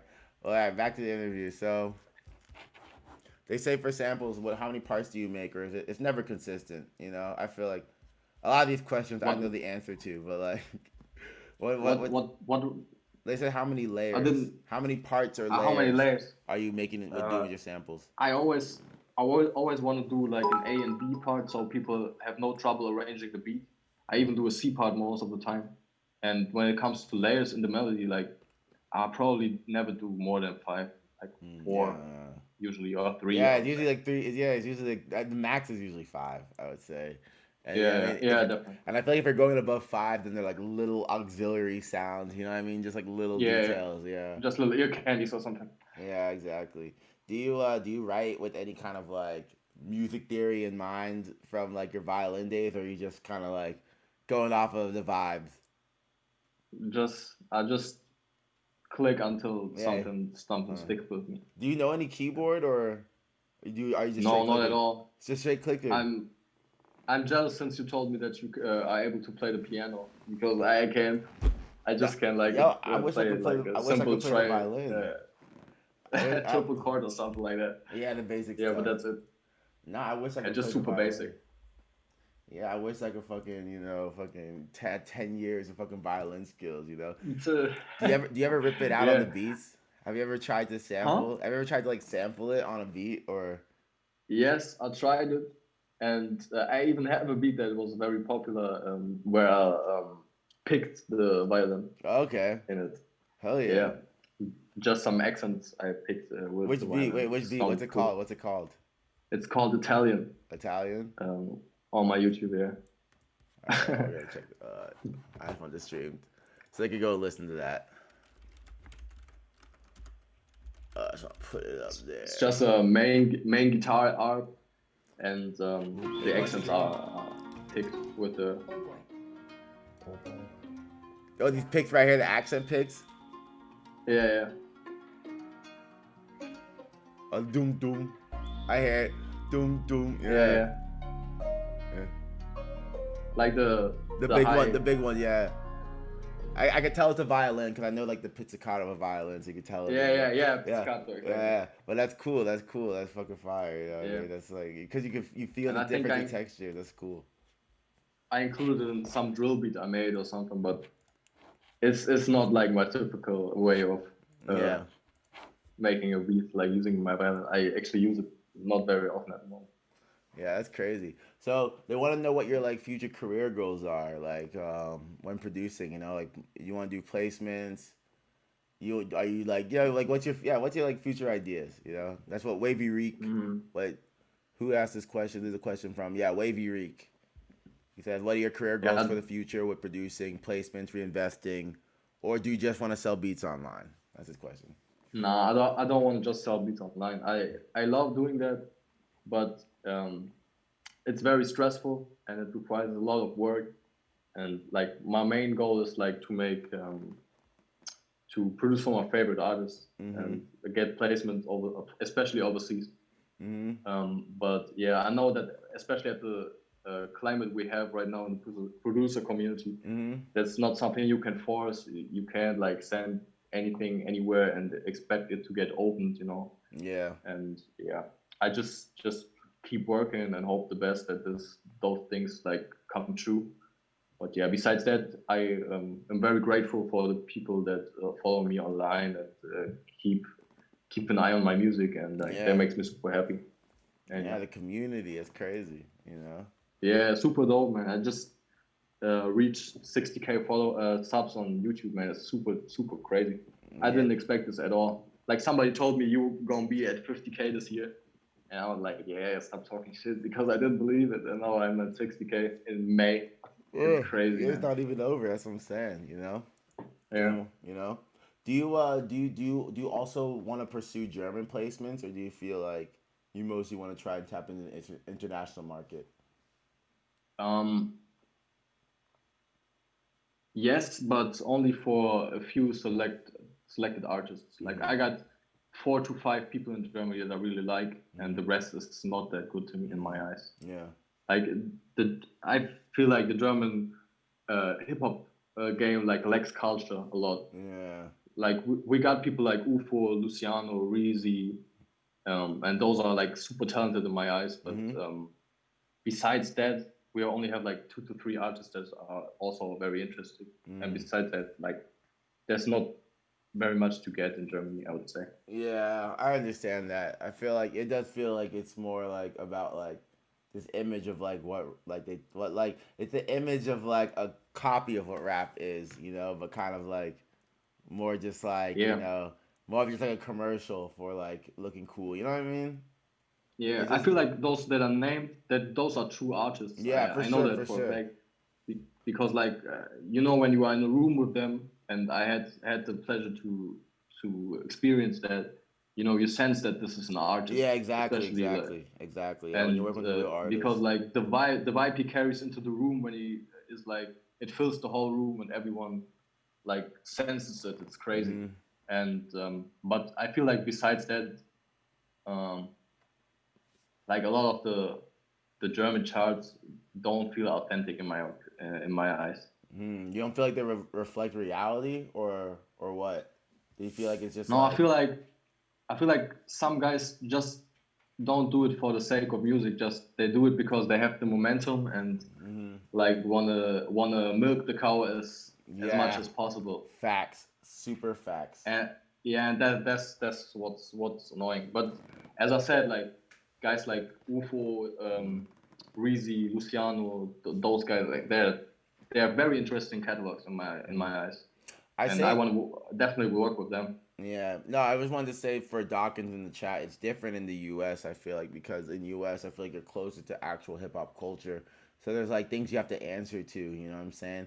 And like at the end of the day, and I feel like your music have to perform like not just in the sense of like in a pop sense, but also like maintaining like a standard of like being true to the art form of what hip hop is. You know what I'm saying? It's not like for example, like in Germany, you can have like just some chick who looks hot, like get some lip fillers, and then like she's like automatically rapping, and it's like the biggest shit. You know what I'm saying? Everyone's pushing it. But like, Nicki Minaj, who's like kind of like similar. Let's say Nicki Minaj is like the blueprint for this. Let's say Nicki Minaj is like the blueprint, like the chick, like this whole thing about even Cardi B. Even Cardi B, like the same type of shit. Like women in hip hop who are like, sexy and stuff like that. Like that's not enough in American hip hop to make it. Like it's not enough to just be a sexy Yeah. girl rapping. You know what I'm saying? Like Yeah, you have to. that's exactly what I always talk about, like with my friends. I feel Yeah. like this whole sexy rap Lil Kim style, it's so old, man. Like, Yeah. get over it, do something new. And every time they don't make it to the top The and thing get is, it was beat by it was. Travis Scott or something, they pull the card like it's a man dominated genre. No, it's not. It's really Yeah. not.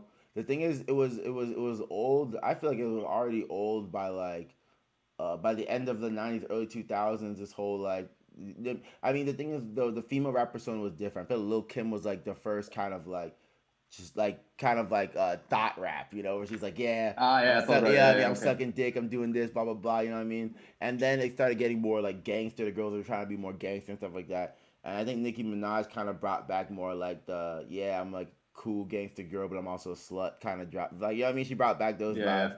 Like, you know what I mean? The I sexy like. girl, the Barbie, and then like the fake tits, the big ass, the Yeah, sexy lips. no, Okay. that ain't for me. I don't know. The thing Like, is, it's not like for me personally, but I felt like that just that image, because I remember her come up, and just the image of her being a Barbie was not enough, for her to like also blow up. It was also like her connecting with Lil Wayne. You know what I'm saying? The music she put out, the songs with Drake she put out. That whole time and that whole era of Young Money. You know what I'm saying? That elevated her. But like you look at yeah. people, but what because if you could continue to look at American hip hop, when you get female artists, like you get people like Cardi B. Cardi B was laughed at for years before Bodak Yellow dropped and started gaining traction. You know what I'm saying? And like, I feel like in Germany when they take that approach and they take like a chick and she starts rapping, and she's acting like cool and tough and stuff like that. Everybody's eating it, and they're just throwing. I mean, the people are throwing money at it, and it's like, Yeah, and I feel like it's not just disrespectful to like hip hop as a whole, but it also should be disrespectful in some ways to like the German rap culture. You know what I'm saying? That like they're just kind of like because I know for a damn fact because I know there's German battle rap. You know what I mean? So I know there's like yeah, yeah. there's a real German hip hop community. You know what I'm saying? Where that they care about hip hop here. I know the people who really care about hip hop, they do care about hip hop in a full sense.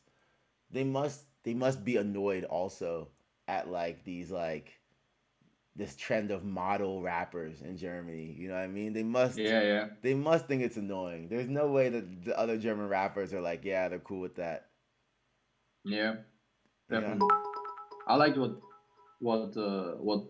how Saviti came in the game. It was very elegant way of approaching it, I would say. Yeah. Like she was talking about like making money, CEO shit, you know. Who? That Saviti, Savici. Saviti, Savici. Sweetie, she's a Savici. she's the girlfriend of girl of. Quavo. Oh, Sweetie. Oh, Ah, you sorry. say the German way? That's the German pronunciation. Saviti. I was like Saviti. Let's get Saviti in the chat. Saviti in the chat. Yeah, Sweetie. Yeah, Sweetie. Yeah, I mean, Yeah, my. and that's the thing. Sweetie, she's like super cute. You know what I mean? But she also turned like to the whole Well, like but here's the thing. vocal kind of The rap. thing is like this is like first off, you're a girl making music, sex sells. This is like it makes sense. You know what I'm saying to like go into Yeah. like the sexy persona as music. That's cool, but like you have to acknowledge that even in America, like Saweetie's like she looks great. She's Quavo's girlfriend. By the way, thank you so much, Emil, again for the dope bit donation, throwing the bits out there, yo.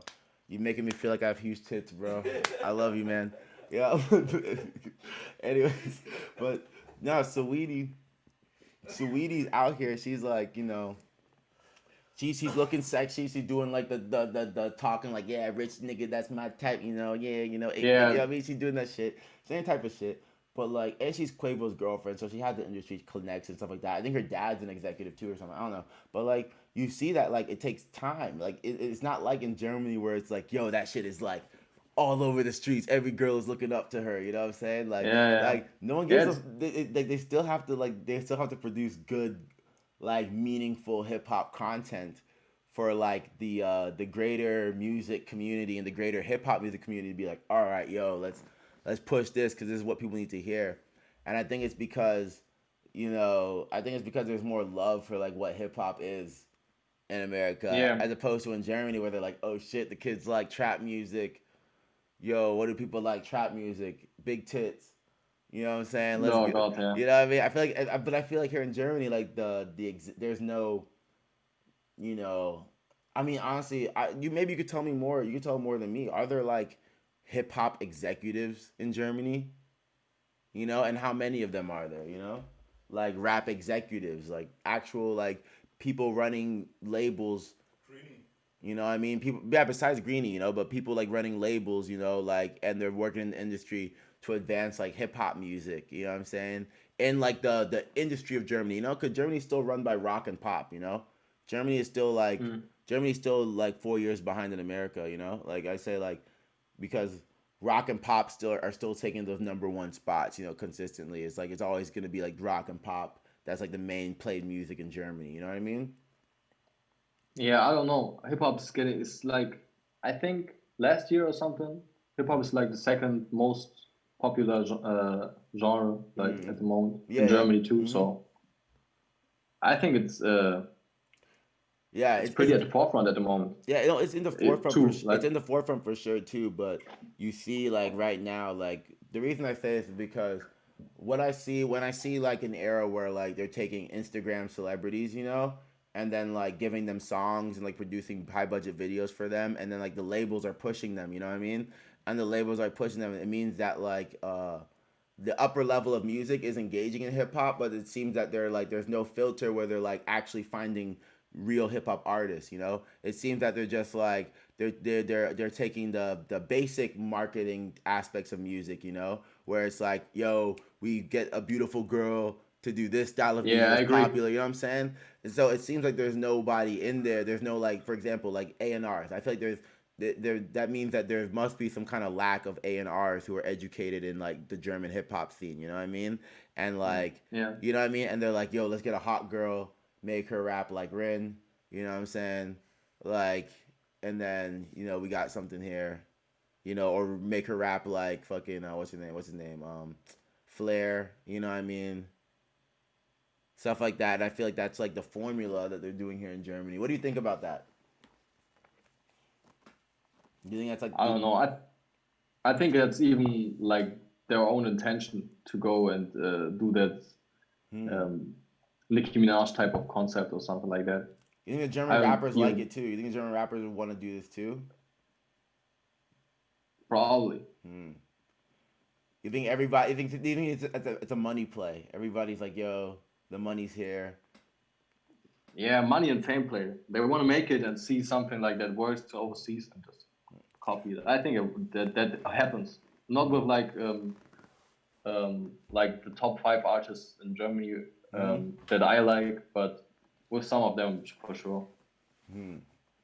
Who are your favorite artists and producers? In general, Yeah. Yeah, in life. Like, all right, let's do the tiers. Like, so first off, like, your favorite artist in all of life, in any genre. You know what I'm saying? Your favorite artist in all life. Then, like, favorite rappers, and maybe favorite producers. oh, that's hard. Or just maybe Favorite some artist, notable artists outside of hip hop that, like, really inspired you. You know? Frank Ocean. I used to listen to this guy so much, Okay. especially in school. Besides that, I like what's this guy called? Uh, Daniel Caesar. Do you know him? Yes, I know. Yeah. Okay. Super fire. All right, you like Super fire. R&B? Okay. Yeah, I love R&B. Okay. All right. Yeah, Bryson that's Tiller okay. too. Okay. Like I love R&B. Yeah. Okay, I feel that. Okay. And then like favorite rappers. That's also super hard. There are so many that I like. Okay. But like the people I listen to the most are probably like Drake in my youth. Then of course, Thug. Yeah, Thug, I Drake, and would Thug. say, yeah, and Kendrick, of course. Like when I started getting into hip hop, I learned I heard so much Kendrick. Oh, okay. Crazy. You're into Kendrick. Okay, crazy. Yeah. For me, Drake. For me, my favorites of like right now, not including Kanye, because like Kanye's like one of my favorites forever, you know. But I'm saying like Drake, Kendrick, Future, Thug. I would say. What about Cardi? Huh? Playboy Cardi?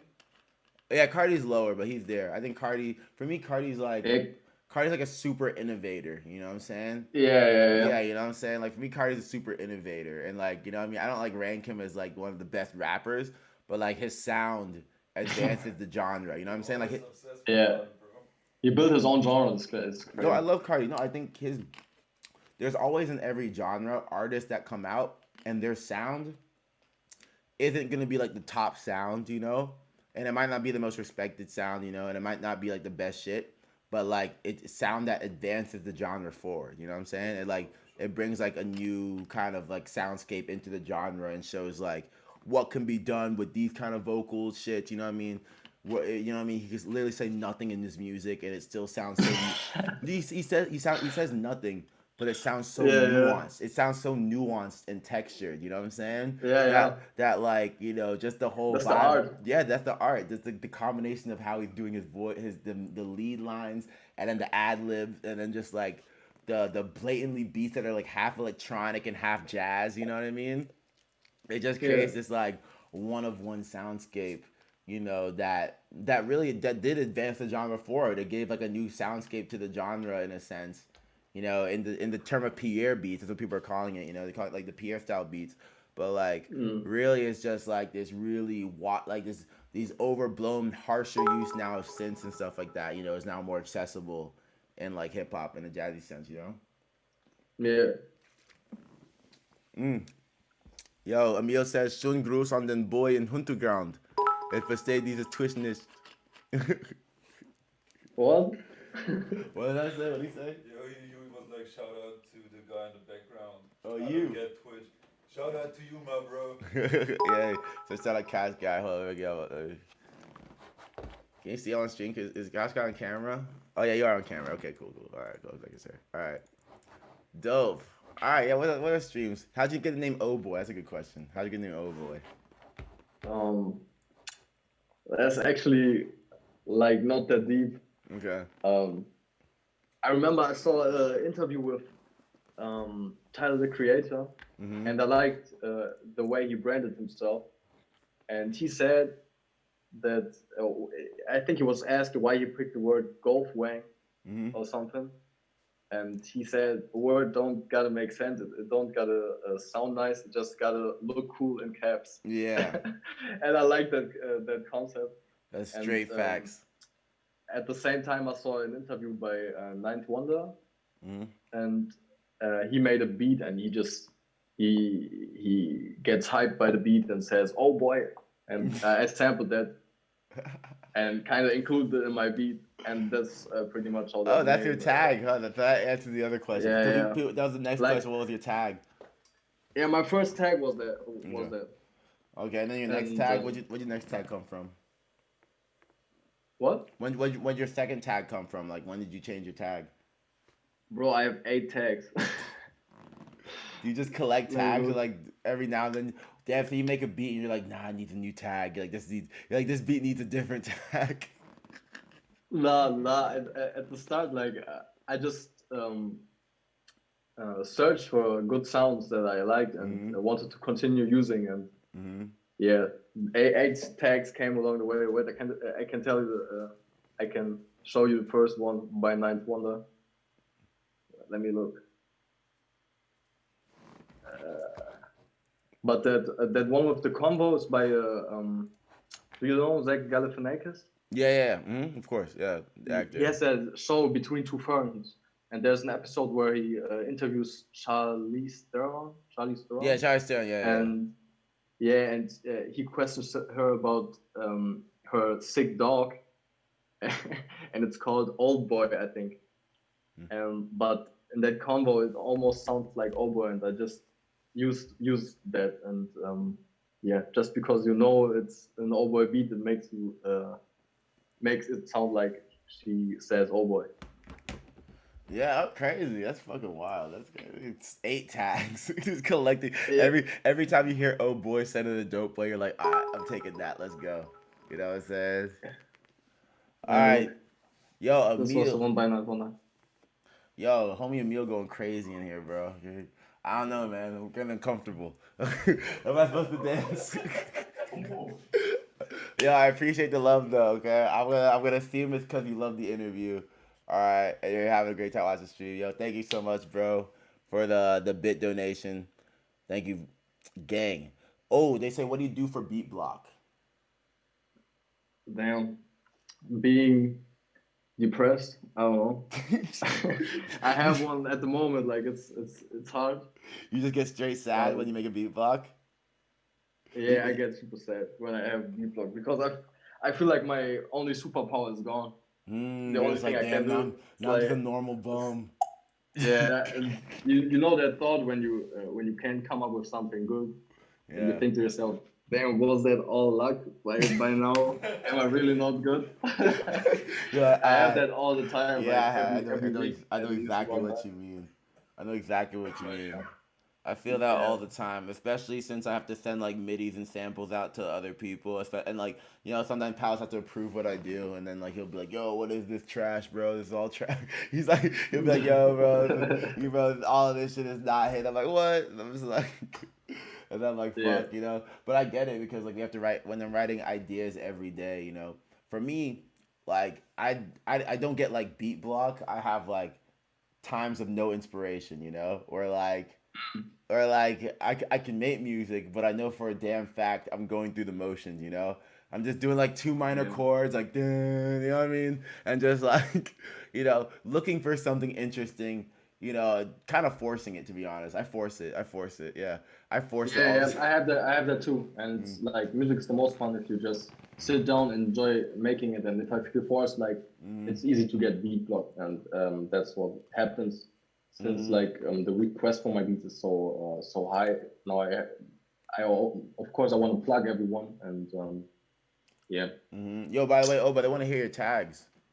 They want to hear your tags. Tag. You want to hear your tags? 8 tags. Yeah. Let me look. This is the first one. This is what Ninth Wonder says in this video. I just used it and made like and this is the combo. Okay. Ouhboy. Can you guys hear him? It's actually, do you hear it? Yeah, we hear it. All right, and this is by the Zach Galifianakis interview with Charlize Theron. It's funny because people send me that clip all the time and say like, "Oh, that's where your tag is from." Yeah. Yeah. That's And crazy. the main tag I use, that shit banging. That one is by Tagmate Tezzy. That's like the homie from the States, and he has the side hustle selling tags for producers. Oh yeah, Tezzy G's up. Yeah, shout out Tezzy G's Yeah. up. True legend. Yeah, he's a real. Tezzy Jizzup, yeah. Teddy He- G's he's up. like basically all the. He's done all the tags. Yeah, he's like an actual tag hustler, bro. He like Yeah, really. he's the best. He's really branding himself. You always as- go live, Yeah. goes live and roasts all the producers, man. He's too funny. Yeah, dude. He's like legit. Actually, like it's crazy seeing a dude who like came up doing tags. You know Yeah, what I mean? it's crazy. Like for me, when I It was super dope. saw him and what His he music's did, good too. when I saw him and what he did, I was like, yo, I'm typing in chat right now. Tezzy G's up. That's the shit. Shouts out Tezzy G's up. Cause like when I saw that, that's when I knew the producer world was getting big. When some dude was making his whole business just doing tags, and it was just like, yeah. He was like, yo, come get your tags right here, bro.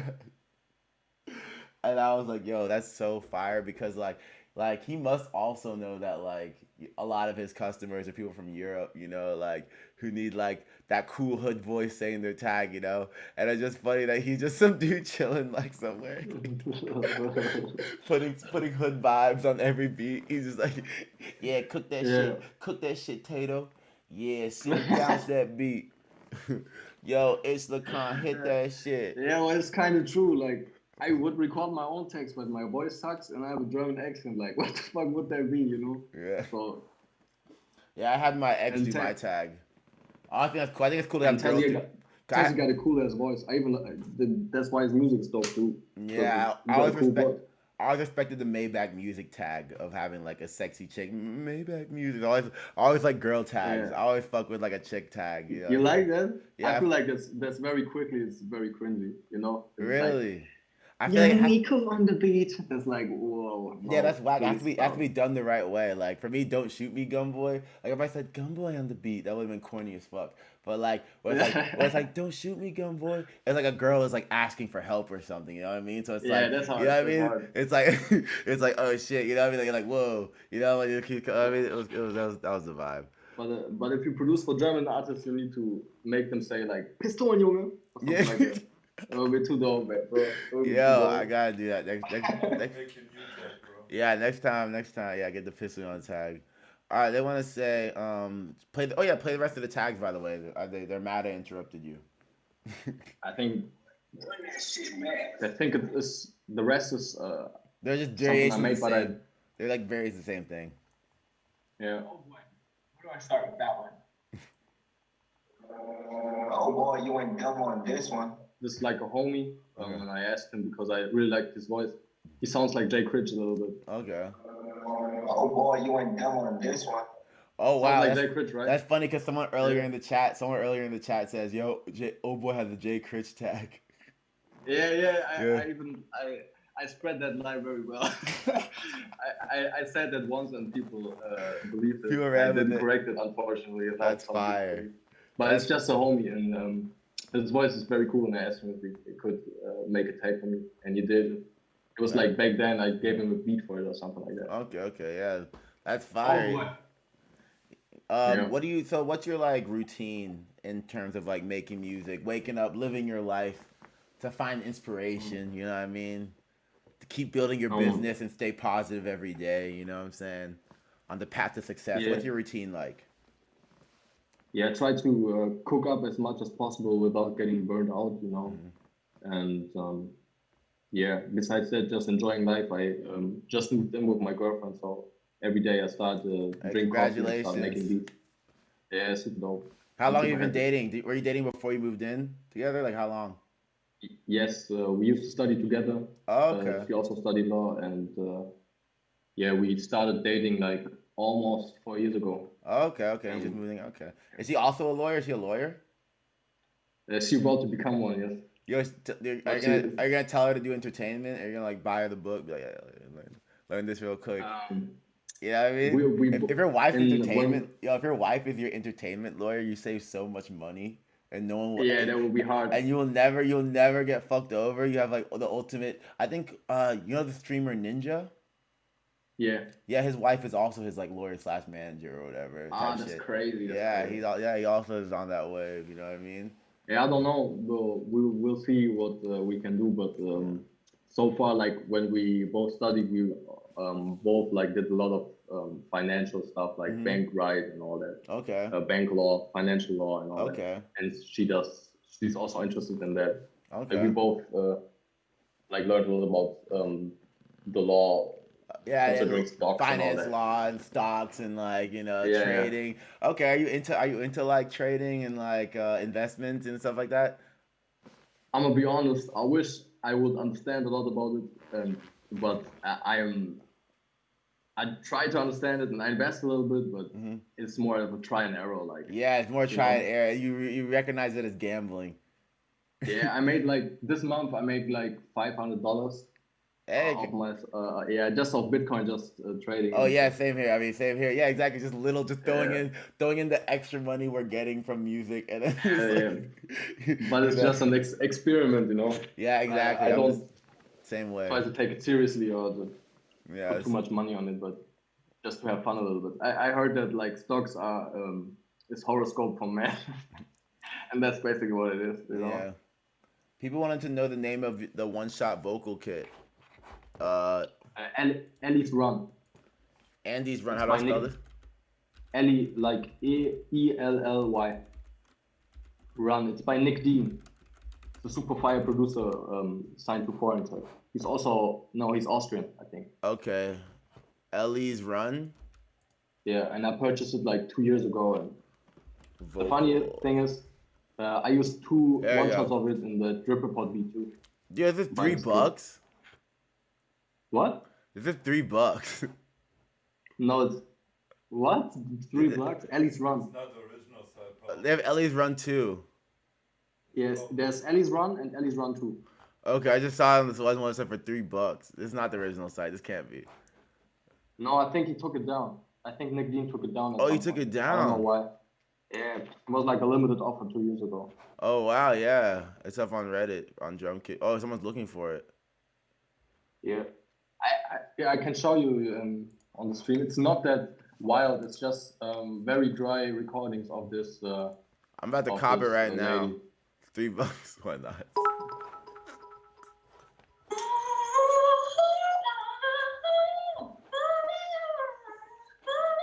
So it's one shots like those, very dry and I'll get that out. super cool to edit and chop. You know? Yeah, for sure. And I'm always collecting vocal chops, so that's a gem for me. You know what I mean?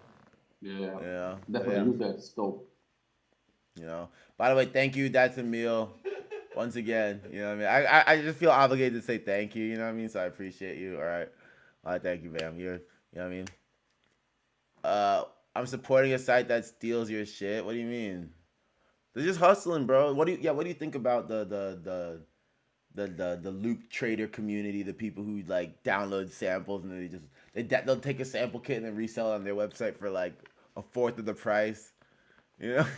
Yo, that's kind of lame. Like that reselling stuff is lame, I feel like. But if people trade it in subreddits, I kind of understand it. Yeah. Even though I was surprised when I dropped my my loop kit, I did not expect so many people to like it, and I dropped it, and like 2 days after, there were like 4 posts on Reddit where people traded this kit, or I was looking for my. Yo, what's my your? Let me plug your loop kit. Where can I get it? And I comment, and it's funny where you can get it. Yeah. You want to put a link in the chat, in the Zoom chat, so I can put it. It's in my Instagram bio. On your Instagram bio. Okay, easy.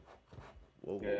But you don't have to get it, bro. I sent it to you. No. We're showing it on the shit. We're showing stream, bro. Okay. Let the streets know. You know what I'm saying? How to Be Unique, Volume 1, 21 fire loops, hella comments. Royalty free? Is it royalty free? Royalty free? Yeah, it's royalty free if you want to just sell the beats online, but like for big placement, it needs to be clear, Yeah, for sure. like the Yeah, standard conditions. yeah, Yeah. standard conditions. Yeah. Oh, they play preview. Oh boy, this shit banging. Oh boy, this shit banging. Oh yeah, oh boy, this shit banging. Don't wait.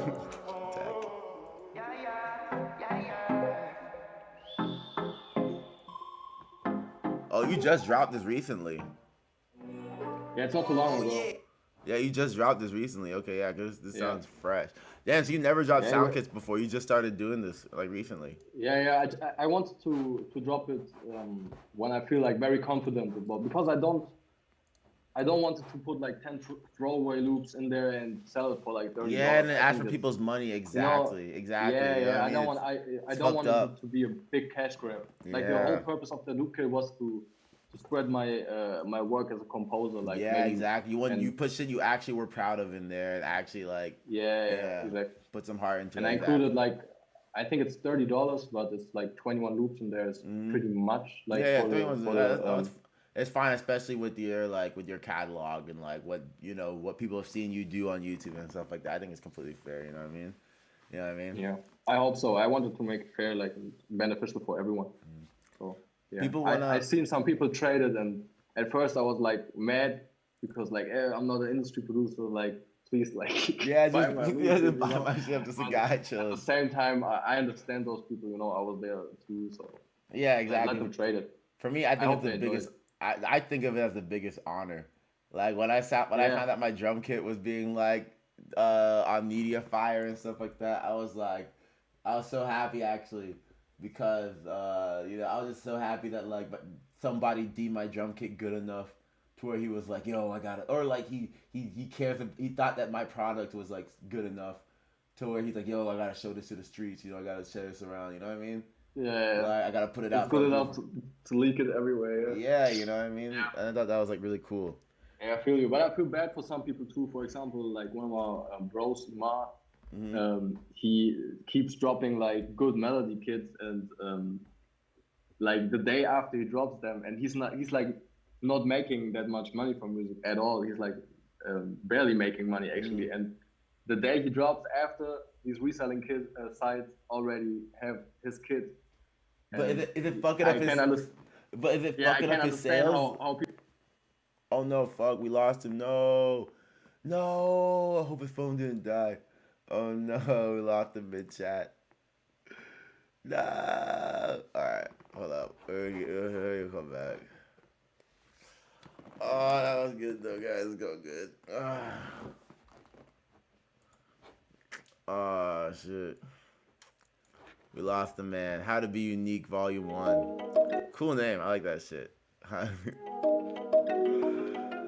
to Be Unique. I fuck with that vision. Oh boy, this shit banging. Cool interview, guys, or what? What do you guys say so far? Until we get Ouhboy back here. His phone probably died or something. Oh yeah, oh boy, this shit banging. Yo, come on, man. Support the man. Fuck.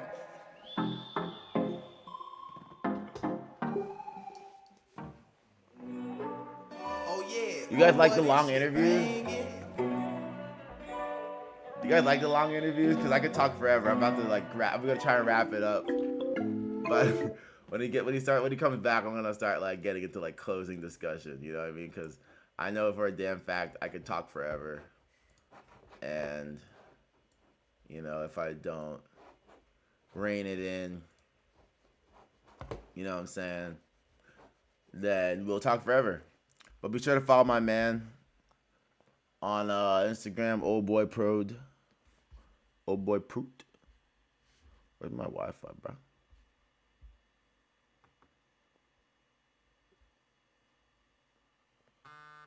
All right, yeah, here we go. Yep. Okay, he's back in. All right, yeah, let's get it. And we're back. Oh, I got the phone. Can you hear me? Wait. Can you hear me? Wait. unmute yourself. You gotta unmute. You're muted. Yeah. Yeah, there we go. Hey, we're back. What happened? Phone died? No, I don't know actually. It's Okay. just random, That was just randomly random like close disconnect. to Okay. the app. All right, we back. All right.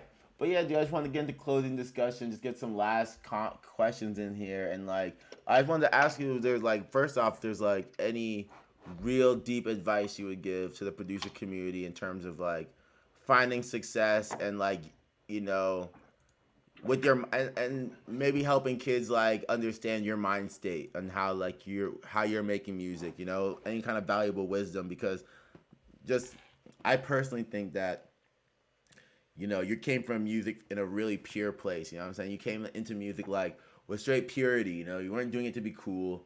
You weren't doing it to like, oh, I want to make samples, I want to make beats. You know what I mean? You just truly like, oh, I want to try making hip hop beats. Hell yeah, you know what I mean?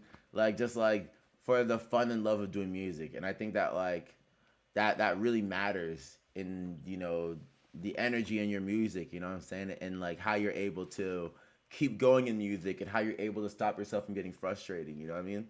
So Yeah. to go back, like what would be your advice to the young producers who are trying to like get up, you know, come up through YouTube and like, you know, they see what you're doing, they're like, yo, I'm trying to like get on that level, you know what I mean? Yeah. First off, like stop comparing yourself to others. I did that a lot, and it makes me mad. It makes me sad. You know, that's not worth it. And just stay on your grind, like, and do it for the sake of music. Don't do it for like clout or some shit like that, because that's like Yeah, that's unnecessary. You know. yeah, And doesn't mean shit. yes, and what else? Yeah, with the whole YouTube grind, I can definitely recommend that. I don't think it's oversaturated, because people the same. Everyone was selling it's oversaturated like 3 years ago when I started too. Yeah. So I don't feel it will ever get like oversaturated. I think like Just yeah, just like don't expect like to find success in like a year or two. Like it can really take a long time. Like I remember I wanted to quit like a year ago. I'm so happy I didn't, because like I was so unhappy with my numbers I made, and the numbers I made and all that. And yeah, so just like do it for the sake of music, be consistent, like keep dropping shit. And I can guarantee you, if you upload for 2 years straight, pretty frequently, like every second day, for example, I will guarantee you one of your beats will make it somewhere big. yeah. Like, I don't know how big, I don't know, but you will definitely find some success. They'll get I'm pretty somewhere. sure. I think first off they'll get somewhere, you know, and like I think most importantly, you know, is like a really important part of your story was how before you flew out to LA to work with Luciano, you know what I'm saying, you already felt rich. You know what I mean? Yeah. You know what I mean? Like for the things I know, it was very rich. Yeah. But No, but the thing is, I think I really want young producers to understand that, like, that's really the goal. Like, at that point, he was already winning, you know? And then, like, the Luciano, all that stuff is just, you know, tools and blessings for him to continue to succeed, you know what I mean? But Exactly. building the initial success, you know what I mean, is, like, the goal of every musician, I feel like. I feel like being able to just simply pay your rent off of music is, like, the ultimate success. You know what I mean? Yeah, that's crazy. And it is. It's crazy because for me, like, you know, shit, man, I was playing jazz piano for so long, and I remember every time I got like maybe $150, you know, from like the jazz show. You know what I mean? Split it with some friends, some 200. Yo, Emil, thank you again for talking about my dirty table. But can't even see a table in this camera. I don't know. But anyways, like.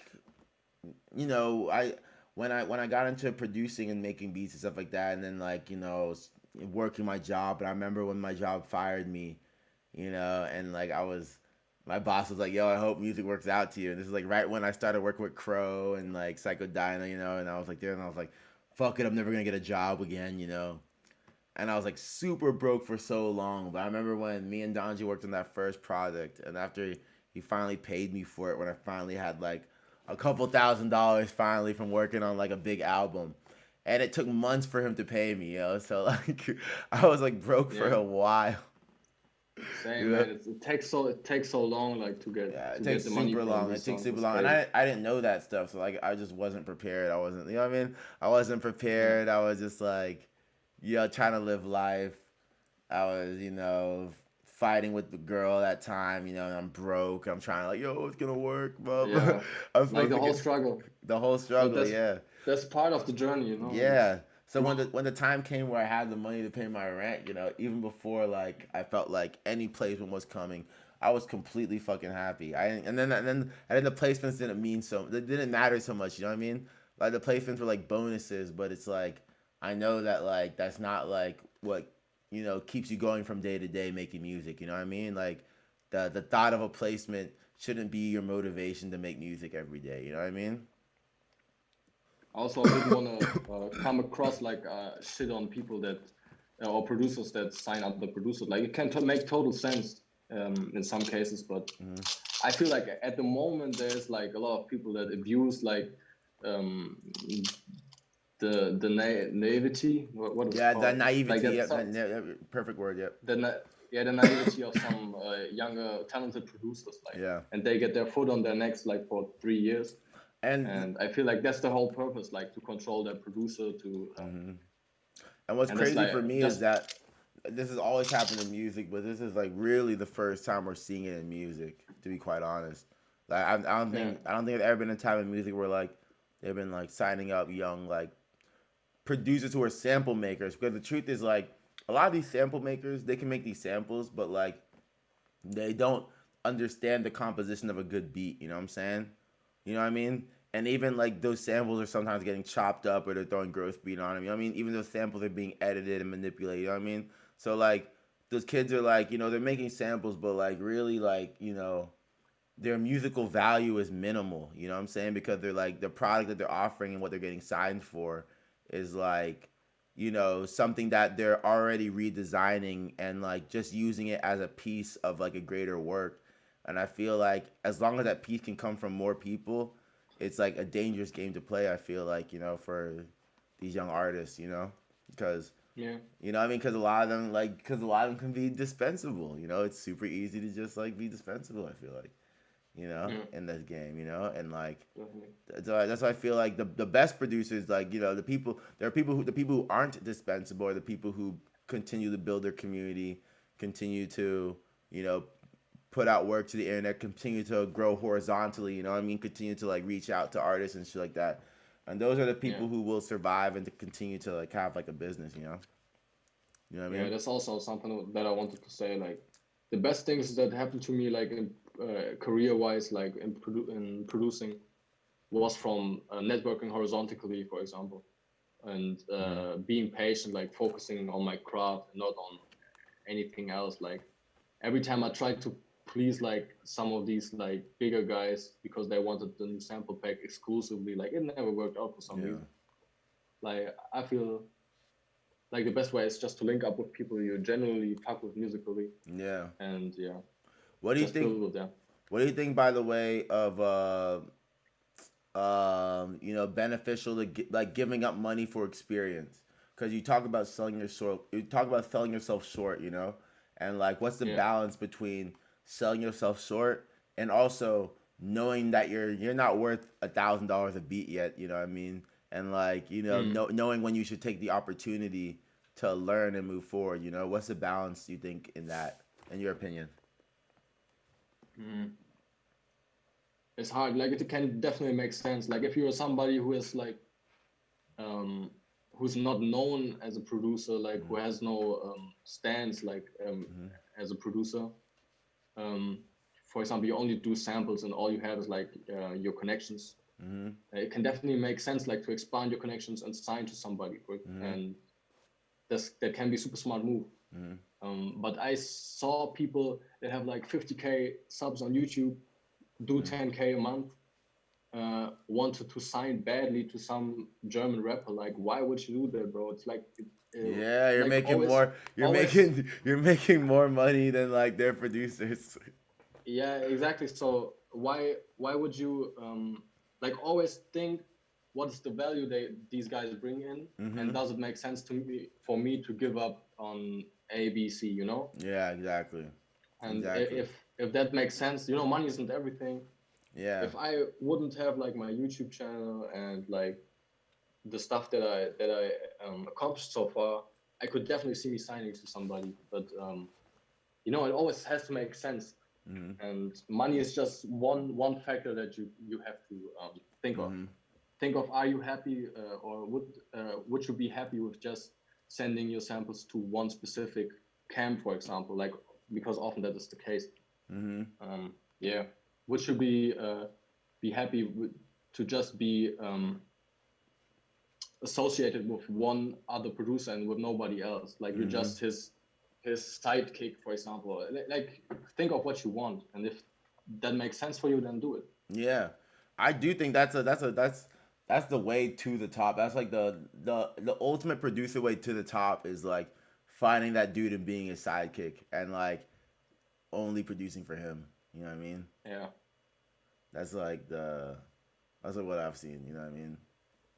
Counts my sense, yeah. Like 40 and Drake. You know what I mean? Or yeah, that's like a perfect scenario. yeah, that's like the ultimate. Yeah, it's a rare scenario too. You know what I mean? Yeah. You know? All right, stream. Well, damn, I'm not gonna keep you here all night. I know you're in the same time zone as us. It's midnight over there.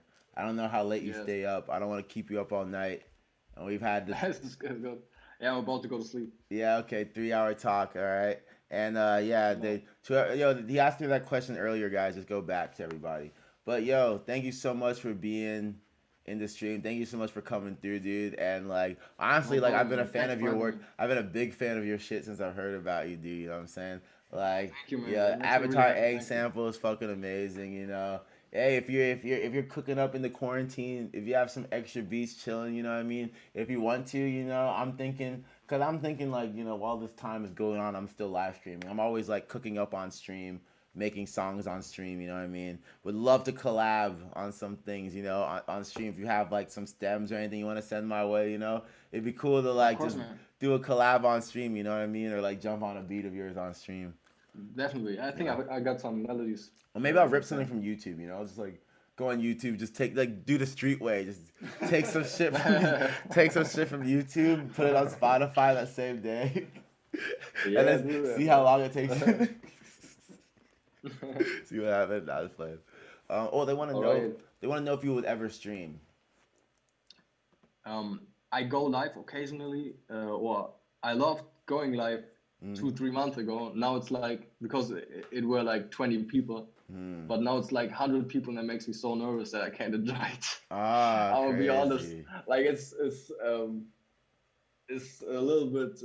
It's nerve wracking. It makes me nervous, like this attention, you know. Yeah, I feel. So you. yeah, but I wanna do cook up like regularly on Instagram Live, for example. Yeah, hell yeah. Well, you heard it here, guys. Instagram Live. Go follow him on Instagram. He'll do some more cook-ups over there. And yeah, dude, please send me some stems, some samples, bro. I'd love to cook up with some shit. It'll be fun, you know what I mean? Definitely. Yeah, definitely, man. You know what I mean? Definitely get some Much Ouhboy. love to the whole Heilbronn gang, you know. Oh yeah, dude, for sure. I Man. like all yeah. that. You're all very fine. Yeah, you're hugely respected over here. You know what I mean? Hugely respected, dude. I'm telling you, like, cause like to be honest, like I'm the type of dude like I listen to like jazz and like I listen to like my classical shit, but I don't do research on shit. You know, like people tell me about like the people I should check out. You know, and so he told me about you, and I was like, oh shit. I was like, oh, this guy fire. And then with the Skechers song, I was like, oh what? This guy worked. I was like, what? Cause like I'm all into meme culture. I love that shit. Like I'm super into meme culture, and like, me too. and so for me, it's just like it's so crazy and cool that like you know you just like through the YouTube beats you just randomly stumbled on like you know this big meme hit. You know what I mean? That now like transferred onto Tyga and it's like growing on TikTok every day. You know what I mean? That's like, crazy, man. It's super that's crazy. fucking- I'm super grateful for that, because that is actually just luck. That's Yeah. just what YouTube can provide you, like these lucky moments. And that's Because, why like, you this song should. doesn't. That's why you should. That's why I'm telling all these kids they should like build the platform. You know, focus on the platform and not so much on the placements. You know? Exactly. But yeah, but I think they came here to talk about that. Yeah, we'll do it. We'll do a stream day for sure. We'll do like a collab. You know, I mean, I'll get you. You're gonna come back on the stream. Don't worry. You know, what I mean, every guest is gonna come back eventually on the stream. You know, we're gonna do a cook up one Hey, day of for course, sure. man. Great. Yeah, man, for sure.